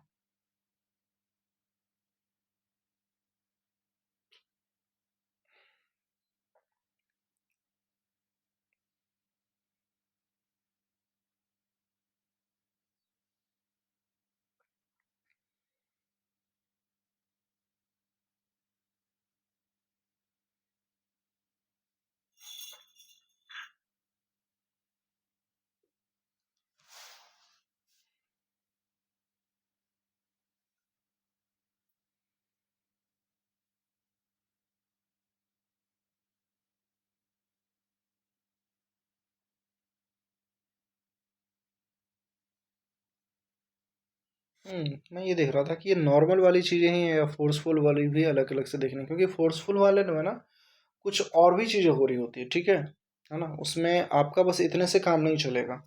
हालांकि थोड़ी सी जानकारी है अपने पास, तो वो भी बस शॉर्ट में बता दिया जाएगा। अभी जो मैं ये कह रहा हूँ कि इनहेलेशन जो है हम जैसे कि आपको जब फील नहीं होता ना कि आप सांस ले रहे हो छोड़ रहे हो, नॉर्मली हम हमेशा ले रहे हो ना आप, लेकिन आपको जब फील करना होता है थोड़ा सा जोर जोर से लेते हो, है ना। तो ये फोर्सफुल एक्सप्रेशन और फोर्सफुल इंस्पिरेशन था।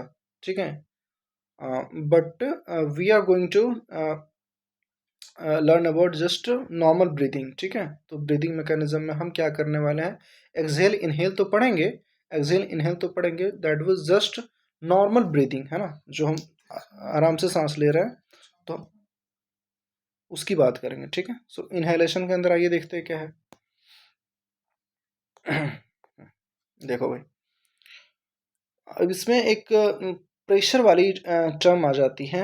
ठीक है, पहले तो लिखते हैं, उसमें लिखते लिखते देख लेंगे।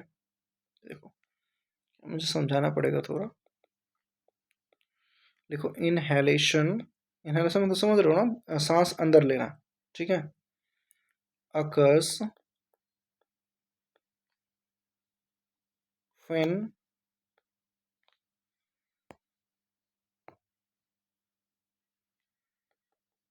Intra pulmonary pressure is less than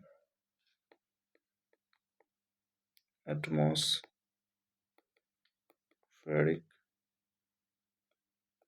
pressure। आपको पता है इनहेलेशन में हम सांस अंदर ले रहे होते हैं ना, और सांस अंदर लेने में क्या चाहिए, ऑक्सीजन को हम अंदर ले रहे हैं। ठीक है, तो आपको बताया था कि जब कोई भी चीज़ें एक्सचेंज हो रही है, एक जगह से दूसरी जगह जा रही है, तो वो एक आपका प्रेशर डिफरेंस की वजह से होगा या फिर कॉन्सेंट्रेशन डिफरेंस की वजह से होगा। ठीक है, अब चूंकि हम यहाँ पे गैस की बात कर रहे हैं तो गैस की मेजरमेंट हमेशा प्रेशर के टर्म में हुआ करेगा हमेशा से। ठीक है, तो हम ये कह रहे हैं कि अगर आप इनहेल कर रहे हो तो बाहर का प्रेशर ज़्यादा होना चाहिए, और आपका जो इंट्रापल्मोनरी प्रेशर है, जो इंटरकोस्टल मसल्स के अराउंड जो आपकी प्रेशर है, जो लंग्स की प्रेशर है ना, जो लंग्स की प्रेशर है वो आपकी कम होनी चाहिए और बाहर की प्रेशर क्या होनी चाहिए, ज़्यादा, तभी तो आप ऑक्सीजन को अंदर ले पाओगे, है ना। तो यही कह रहा है कि inhalation occurs when intrapulmonary pressure is less than atmospheric pressure. तो मतलब एटमॉस्फेरिक प्रेशर क्या हो गई आपकी, एटमॉस्फेरिक प्रेशर आपकी ज़्यादा हो गई कहाँ से, इंट्रा पल्मोनरी प्रेशर से। ठीक है, तो इतनी बातें आपको ध्यान रखनी है। और देखो, इस प्रेशर को थोड़ा सा वॉल्यूम से भी रिलेट करना है। तो आपको पता है क्या प्रेशर और वॉल्यूम में इन्वर्स रिलेशन होता है, ये किस किस को पता है भाई। ठीक है, प्रेशर और वॉल्यूम में क्या होता है, इन्वर्स रिलेशन होता है। ठीक है, आप देखो कैसे बताऊँ, फोर्स और प्रेशर में तो ऐसे बताया जा सकता है कि क्या होगा, मैं एग्जांपल देने की कोशिश कर रहा हूँ। ठीक है,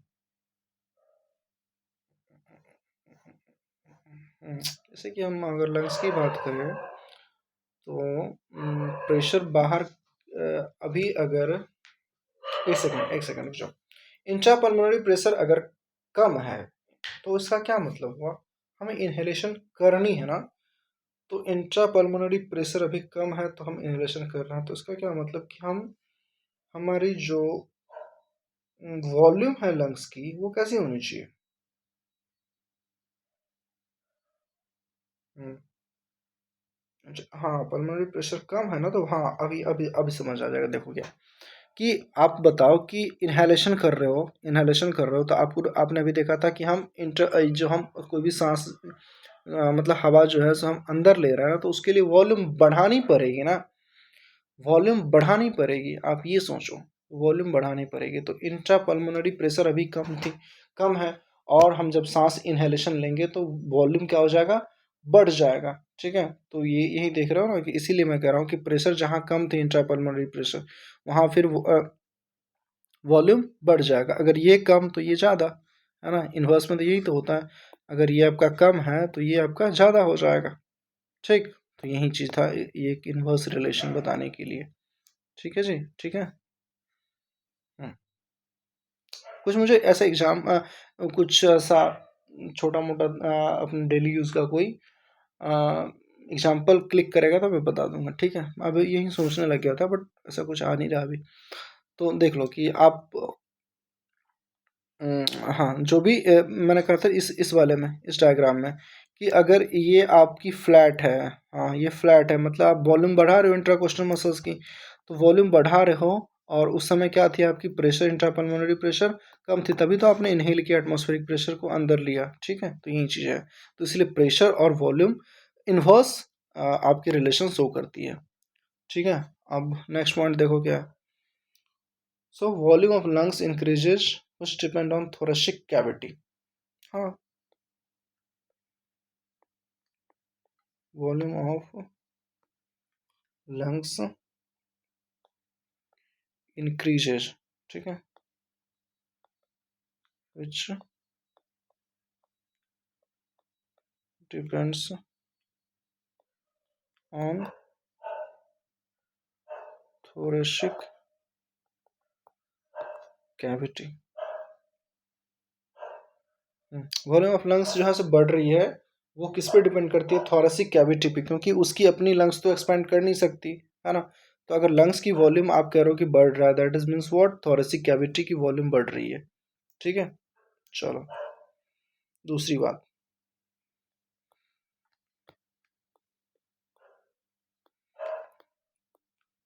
वॉल्यूम ऑफ थोरेसिक कैविटी अगर इंक्रीज हो रही हैं तो ड्यू टू कॉन्ट्रैक्शन, आप अभी देख के आए हो कि थोरेसिक कैविटी की वॉल्यूम किस किस तरीके से बढ़ाया जा सकता है। तो volume of thoracic cavity increases due to contraction in, पहली बात तो इंटरकोस्टल मसल, तो contraction in intercostal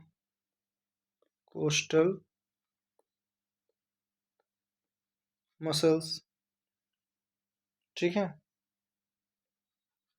and what,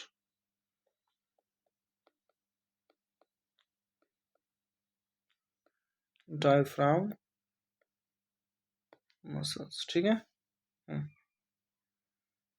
थॉरैसिक cavity की वॉल्यूम बढ़ रही है कैसे, इंटरकोस्टल मसल्स के कॉन्ट्रैक्ट करने से और डायफ्राम के कॉन्ट्रैक्ट करने से, तो इसी को आप एकदम ध्यान रखना, ठीक है। Contraction in intercostal muscles and diaphragm muscles, ठीक है।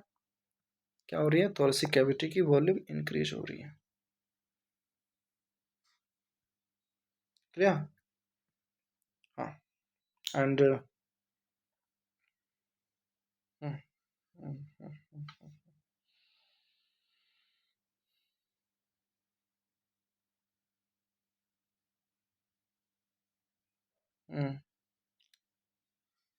अब दूसरे तरीके से कौन हेल्प करता था, एक सेकंड, ये क्या लिखा है, due to contraction in muscles diaphragm becomes flat, ribs move upward, sternum outward, volume of thoracic cavity increased, diaphragm muscles।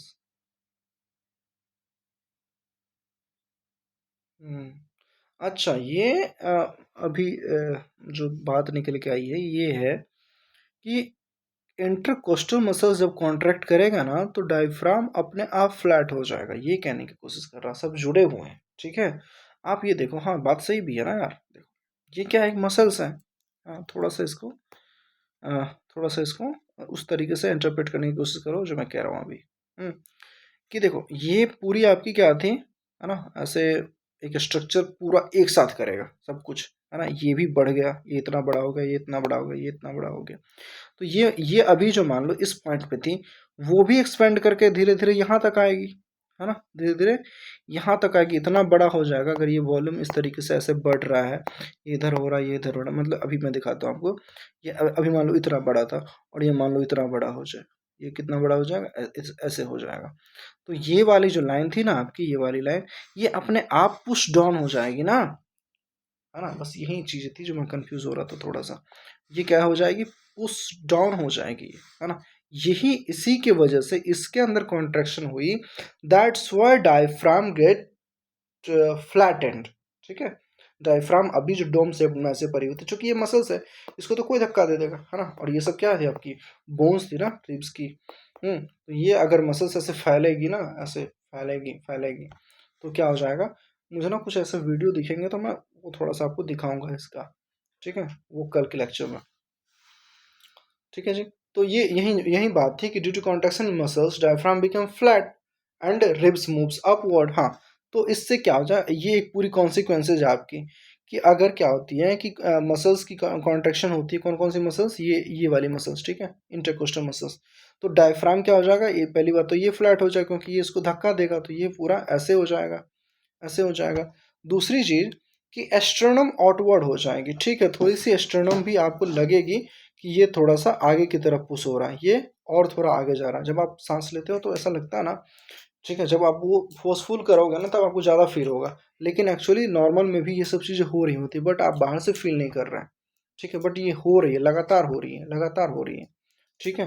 तो पहली बात तो ये है कि डायफ्राम पुश हो गया, दूसरा जो है स्टर्नम भी आपका थोड़ा सा आउटवर्ड डायरेक्शन में मूव करेगा, and the volume of thoracic cavity क्या हो जाएगी, इंक्रीज हो जाएगी, रिब्स भी थोड़े से फॉरवर्ड हो जाएंगे, सॉरी, रिब्स थोड़े से अपवर्ड हो जाएंगे, इसकी जॉइंट इधर है ना, अब ये फूलेंगे तो ये थोड़ा सा ऊपर की तरफ आ जाएगा, ये सब थोड़ा सा ऊपर की तरफ हो जाएगा, ठीक है। तो बेसिकली यही है कि इंटरकोस्टल मसल्स के फाइनल से कौन कौन से कॉन्सिक्वेंसेज हो रहे हैं और किस किस तरीके से पूरा वॉल्यूम को वो बढ़ा रहा है, अपना काम क्या था, वॉल्यूम बढ़ाना था ना, अपना काम क्या था, वॉल्यूम बढ़ाना था, उसी का जुगाड़ लगा रहे हम लोग, और क्या क्या किया जाए कि वॉल्यूम बढ़ जाएगा, ठीक है। तो ये एक बार फैला तो इसकी वजह से ये भी इतना बड़ा हो गया, है ना, ये भी अपना जगह छोड़ दिया, तो ये और बड़ा हो जाएगा, फैल जाएगा, एंड देन ये सब भी थोड़े ऊपर हो जाएंगे और ये थोड़ा और आगे की तरफ खींच जाएगा, तो कहीं ना कहीं पूरा जो है सो एक अच्छा खासा इसको एक्सपेंशन देखने को मिलेगा, तो उसकी कोशिश भी यही थी, ठीक है। तो अभी हम इसी में नेक्स्ट पॉइंट लिखेंगे, कि due to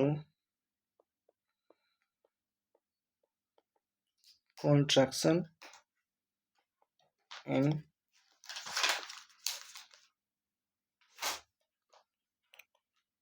muscles diaphragm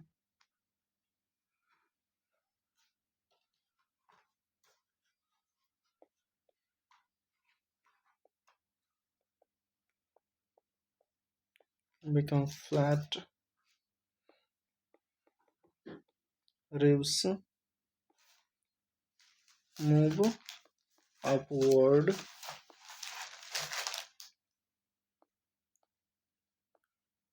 sternum outward, volume of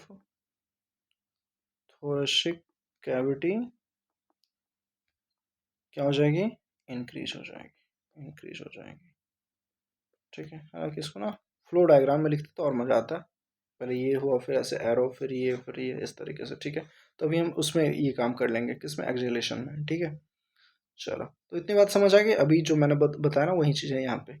ठीक है, अब बस ये इनहेलेशन हो गया आपका। ठीक है, सांस लेने के लिए क्या ज़रूरी था कि पहली बात तो एटमॉस्फेरिक प्रेशर ज़्यादा होना ही चाहिए था इंट्रापल्मोनरी प्रेशर से। ठीक है, और वॉल्यूम वाली चीज़ मैंने अभी रिलेट करके दिखाई दिया है ना। अभी इसको वॉल्यूम अंदर बढ़ाना था क्योंकि उसकी प्रेशर कम थी। Volume increases which depend on thoracic cavity. ठीक है, लंग्स की वॉल्यूम बढ़ाने का ये मतलब है कि थोरेसिक कैविटी की वॉल्यूम बढ़ा दो आप। ओके ओके, सो सबसे पहले तो ये इंटरकोस्टल मसल्स जो है, इंटरकोस्टल मसल्स में कॉन्ट्रेक्शन होगी, फिर डायफ्राम में होगी।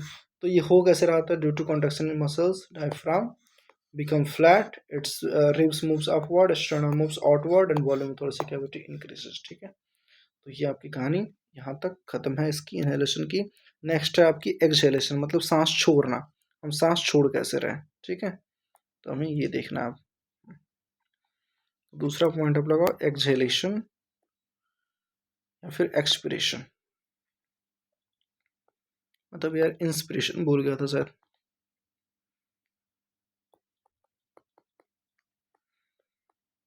एक्सहेलेशन या फिर एक्सपिरेशन।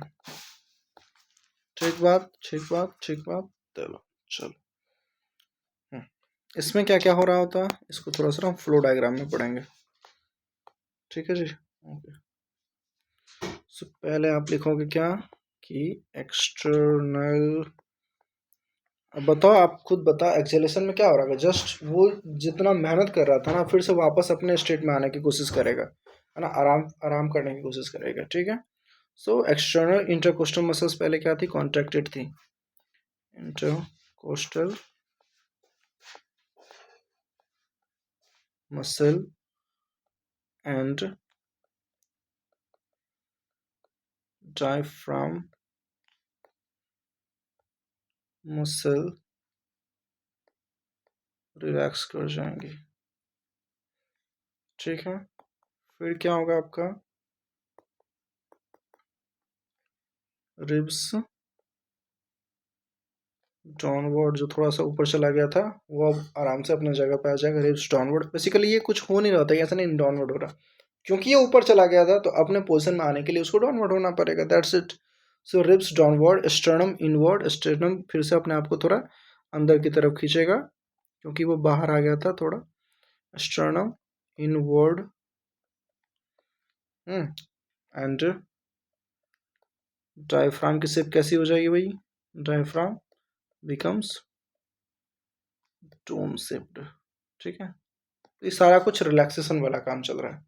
ठीक है, वॉल्यूम ऑफ थोरेसिक कैविटी अब क्या हो जाएगी, डिक्रीज हो जाएगी। Volume of thoracic cavity decreases. तो यहाँ तक क्लियर है, थोरेसिक कैविटी की वॉल्यूम हमने क्या करा दी, डिक्रीजेस करा दी। तो इससे क्या हो जाएगा, वॉल्यूम ऑफ लंग्स भी डिक्रीज हो जाएंगे।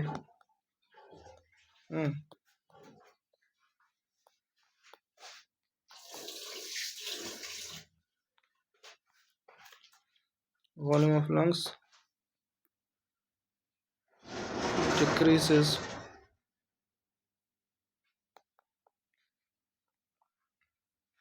तो अब क्या होगा, इंट्रा पल्मोनरी प्रेशर क्या हो जाएगा, बढ़ेगा कि नहीं, है ना। अभी हमको सांस छोड़ना है ना, तो अंदर की प्रेशर को बढ़ाना पड़ेगा, तभी तो हम बाहर की तरफ फेंकेंगे कोई भी चीज़। तो इंट्रा पल्मोनरी प्रेशर को क्या करना है, इंक्रीज करा देनी है अब, ठीक है। And air exhale out, finally air exhaled out, ठीक है भाई, है ना। तो एक्सप्रेशन में तो कोई कहानी है ही नहीं ना, आपने इनहेलेशन समझ लिया, बस इसी को ओरिजिनल स्टेट में ले आओ तो एक्सेलेशन हो जाएगी आपकी, ठीक है। तो यहाँ हम क्या कर रहे थे, एटमॉस्फेरिक प्रेशर को ज़्यादा रखना था और इंटरपल्मोनरी प्रेशर को कम होने चाहिए थे, तो तभी आपकी ऑक्सीजन जो है सो बाहर से अंदर की तरफ जा पाएगी, ठीक है। एंड वॉल्यूम ऑफ लंग्स बढ़ाने के लिए हम क्या क्या तरकीबें अपना रहे थे, तो इंटरकोस्टल मसल्स और डायफ्राम मसल्स को कॉन्ट्रैक्ट करवा रहे थे कि भैया तुम लोग जो है सो थोड़ा सा हेल्प करो यार, लंग्स की मसल्स बढ़ानी है हमें, सांस अंदर लेनी है ना। तो ये काम भी वो कर दे रहा था, कैसे कि इंटरकोस्टल मसल्स जो है सो अपनी कॉन्ट्रैक्ट करेगी, फिर क्या होगा, डायफ्राम फ्लैट हो जाएगा, तो फिर वॉल्यूम बढ़ जाएगी, रिब्स थोड़े से अपर की तरफ अपवर्ड हो जाएंगे, स्टर्नम थोड़े बाहर की तरफ हो जाएंगे, तो finally volume of thoracic cavity बढ़ गया, ठीक है। तो अभी आपने सांस अंदर ले लिया, अब आपको क्या करनी है, सांस छोड़नी है। तो ये तरीके अपनाओ, सबसे पहले क्या करोगे, जो आप इंटरनल कोस्टल मसल्स को आपने कॉन्ट्रैक्ट करा था भाई, उसको थोड़ा सा खींच दो, मतलब अपने पोजीशन पे ले आओ, ठीक है। उसको रिलैक्स करा दो, रिब्स को अपने जगह पे ले आओ, स्टर्नम को अपने जगह पे ले आओ, डायफ्राम को फिर डोम सेप्ट कर दो, नॉर्मल कर दो। अब क्या हो गया, वॉल्यूम ऑफ थोरेसिक कैविटी कम हो गई, पहले वॉल्यूम थोरेसिक कैविटी ज़्यादा थी ना, अब वॉल्यूम थोरेसिक कैविटी कम हो गई, तो वॉल्यूम ऑफ लंग्स भी डिक्रीज होगा। अब वॉल्यूम कम हो जाएगा तो प्रेशर तो बढ़ना था, इसीलिए तो बताया गया था कि वॉल्यूम और प्रेशर जो है सो इन्वर्सली रिलेटेड है आपस में, ठीक है। सो चूंकि देखो वॉल्यूम ऑफ लंग्स डिक्रीजेस, ये दोनों पॉइंट जो है सो थोड़ा सा इंपॉर्टेंट हो जाएगा आपका इसी रिलेशन की वजह से। And if the volume of the lungs decreases then ultimately the pulmonary pressure will increases, ठीक है, पल्मोनरी प्रेशर अब इंक्रीज हो जाएगा। तो अब क्या करना है आपको, सांस बाहर छोड़ देनी है। मतलब इससे क्या होगा, पूरे प्रोसेस के दौरान फाइनल कंक्लूजन क्या निकला, फाइनल जो एग्जीक्यूशन था हमारा, that was for air exhale out करना था हमें, ठीक है। तो ये बातें क्लियर है। तो इनहेलेशन और एक्सेलरेशन नॉर्मली कैसे हो रही है आपको आई थिंक समझ आ गया होगा, ठीक है। हाँ, देखो फोर्सफुल एक्सहेलेशन के दरमियान ना हम एक और मसल्स को इन्वॉल्व कर लेते हैं, बाकी प्रोसेस सब कुछ सेम ही है, ठीक है। तो हम अगली क्लास में वो देख लेंगे, ठीक है। उसके बाद हम एक्सचेंज ऑफ गैसेस पढ़नी है, उसमें कौन कौन से फैक्टर होते हैं, फिर बहुत सारी चीज़ें और है इसमें, धीरे धीरे हमारी चलेगी ये लेक्चर। मुझे लगता है कि 5-7 क्लास तो लगेंगे ही, जैसे कि हमें उसमें लगा था, है ना, बॉडी फ्लूइड एंड सर्कुलेशन में। तो हमें कोई जल्दी है भी नहीं, और बहुत ही अच्छे से हम लोग एक एक करके सारा कॉन्सेप्ट पढ़ रहे हैं। तो इसमें हम कुछ फालतू का जल्दी करने की कोशिश में कुछ छोड़ेंगे नहीं, ठीक है। तो आई होप आपको आज की लेक्चर समझ आ गई होगी, और हम ऑलमोस्ट 100 मिनट्स कंप्लीट कर चुके हैं, 60 एंड 40, ओ भाई, 1.25 घंटे, कोई बात नहीं, चलो ठीक है। तो आप इसको कंप्लीट करें, रिवीजन करके आए नेक्स्ट क्लास में, और कुछ भी चीज़ें छूटनी नहीं चाहिए आपको, डे 1 से रिवीजन करनी है, ठीक है। Breathing and exchange of gases जहाँ से शुरू हुई थी, अरे यार ये क्या हो गया, तो आपको एकदम कंप्लीट रिवीजन में रहना है, रिवीजन मोड में ही रहना है, ठीक है। आप हमेशा रिवीजन करते रहो, फिर कुछ भी चीज़ें छूटेगी नहीं, क्योंकि देख रहे हो सब कुछ इंटरलिंक्ड है, कैसे कैसे एक एक चीज़, है ना। तो आप कोशिश करें कि रोज़ रिवीजन करके आएँ, तो आपको बेटर अंडरस्टैंडिंग आएगी क्लास में, ठीक ठीक ठीक। सो आज हमने पढ़ा lungs, alveoli, and then thoracic cavity पढ़ा है, या फिर इसी को थोरेसिक चैम्बर भी कहते हैं, ठीक है। तो कुछ अगर वर्ड्स दिख जाएँ चैम्बर, तो आपको कंफ्यूज नहीं होनी। मैंने कैविटी तो कब से मैं पढ़ा रहा हूँ आपको, ठीक है। वो एक और टर्म था ना, साइनस वाला टर्म था, वो भी एक्चुअली कैविटी ही थी। हाँ, और क्या था, सीलोम, क्या था, हेमोशील जब पढ़ा था, दैट वाज आल्सो कैविटी, ठीक है। सो ब्रीथिंग मैकेनिज्म भी हमने देख लिया, इनहेलेशन में क्या क्या हो रहा है और एक्सहेलेशन में क्या क्या हो रहा है, ठीक है। तो आज की लेक्चर यही खत्म करते हैं। थैंक यू सो मच बच्चों, आप ऐसे ही देखें, अपने दोस्तों से शेयर करें यार, ठीक है, तो चैनल को ग्रो कराओ, एंड ठीक है, आप ऐसे ही पढ़ते रहें।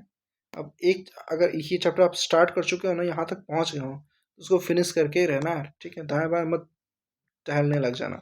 मार्केट में बहुत चीज़ अवेलेबल है, तो आपको बहुत ही वाइजली चूज करना है क्या आपके लिए बेटर है क्या नहीं, ठीक है। तो यहाँ देख रहे हो पूरी ऑफलाइन वाली फील मैं देने की कोशिश कर रहा हूँ, ठीक है। भले मैं आपको दिख नहीं रहा हूँ, बट आपको पूरी ऑफलाइन वाली फील आ रही है, क्योंकि मेरे साथ आप लिख रहे हो, वेट कर रहे हो, ध्यान से सुन रहे हो, हर एक चीज़, है ना। तो this is a best way, है ना। मैंने भी बहुत तरह की पढ़ाई करी है, and finally I concluded this is the best way, ठीक है, कि आप ऐसे पढ़ो। चलो भाई, थैंक यू भाई। ओके, ख़त्म करते हैं।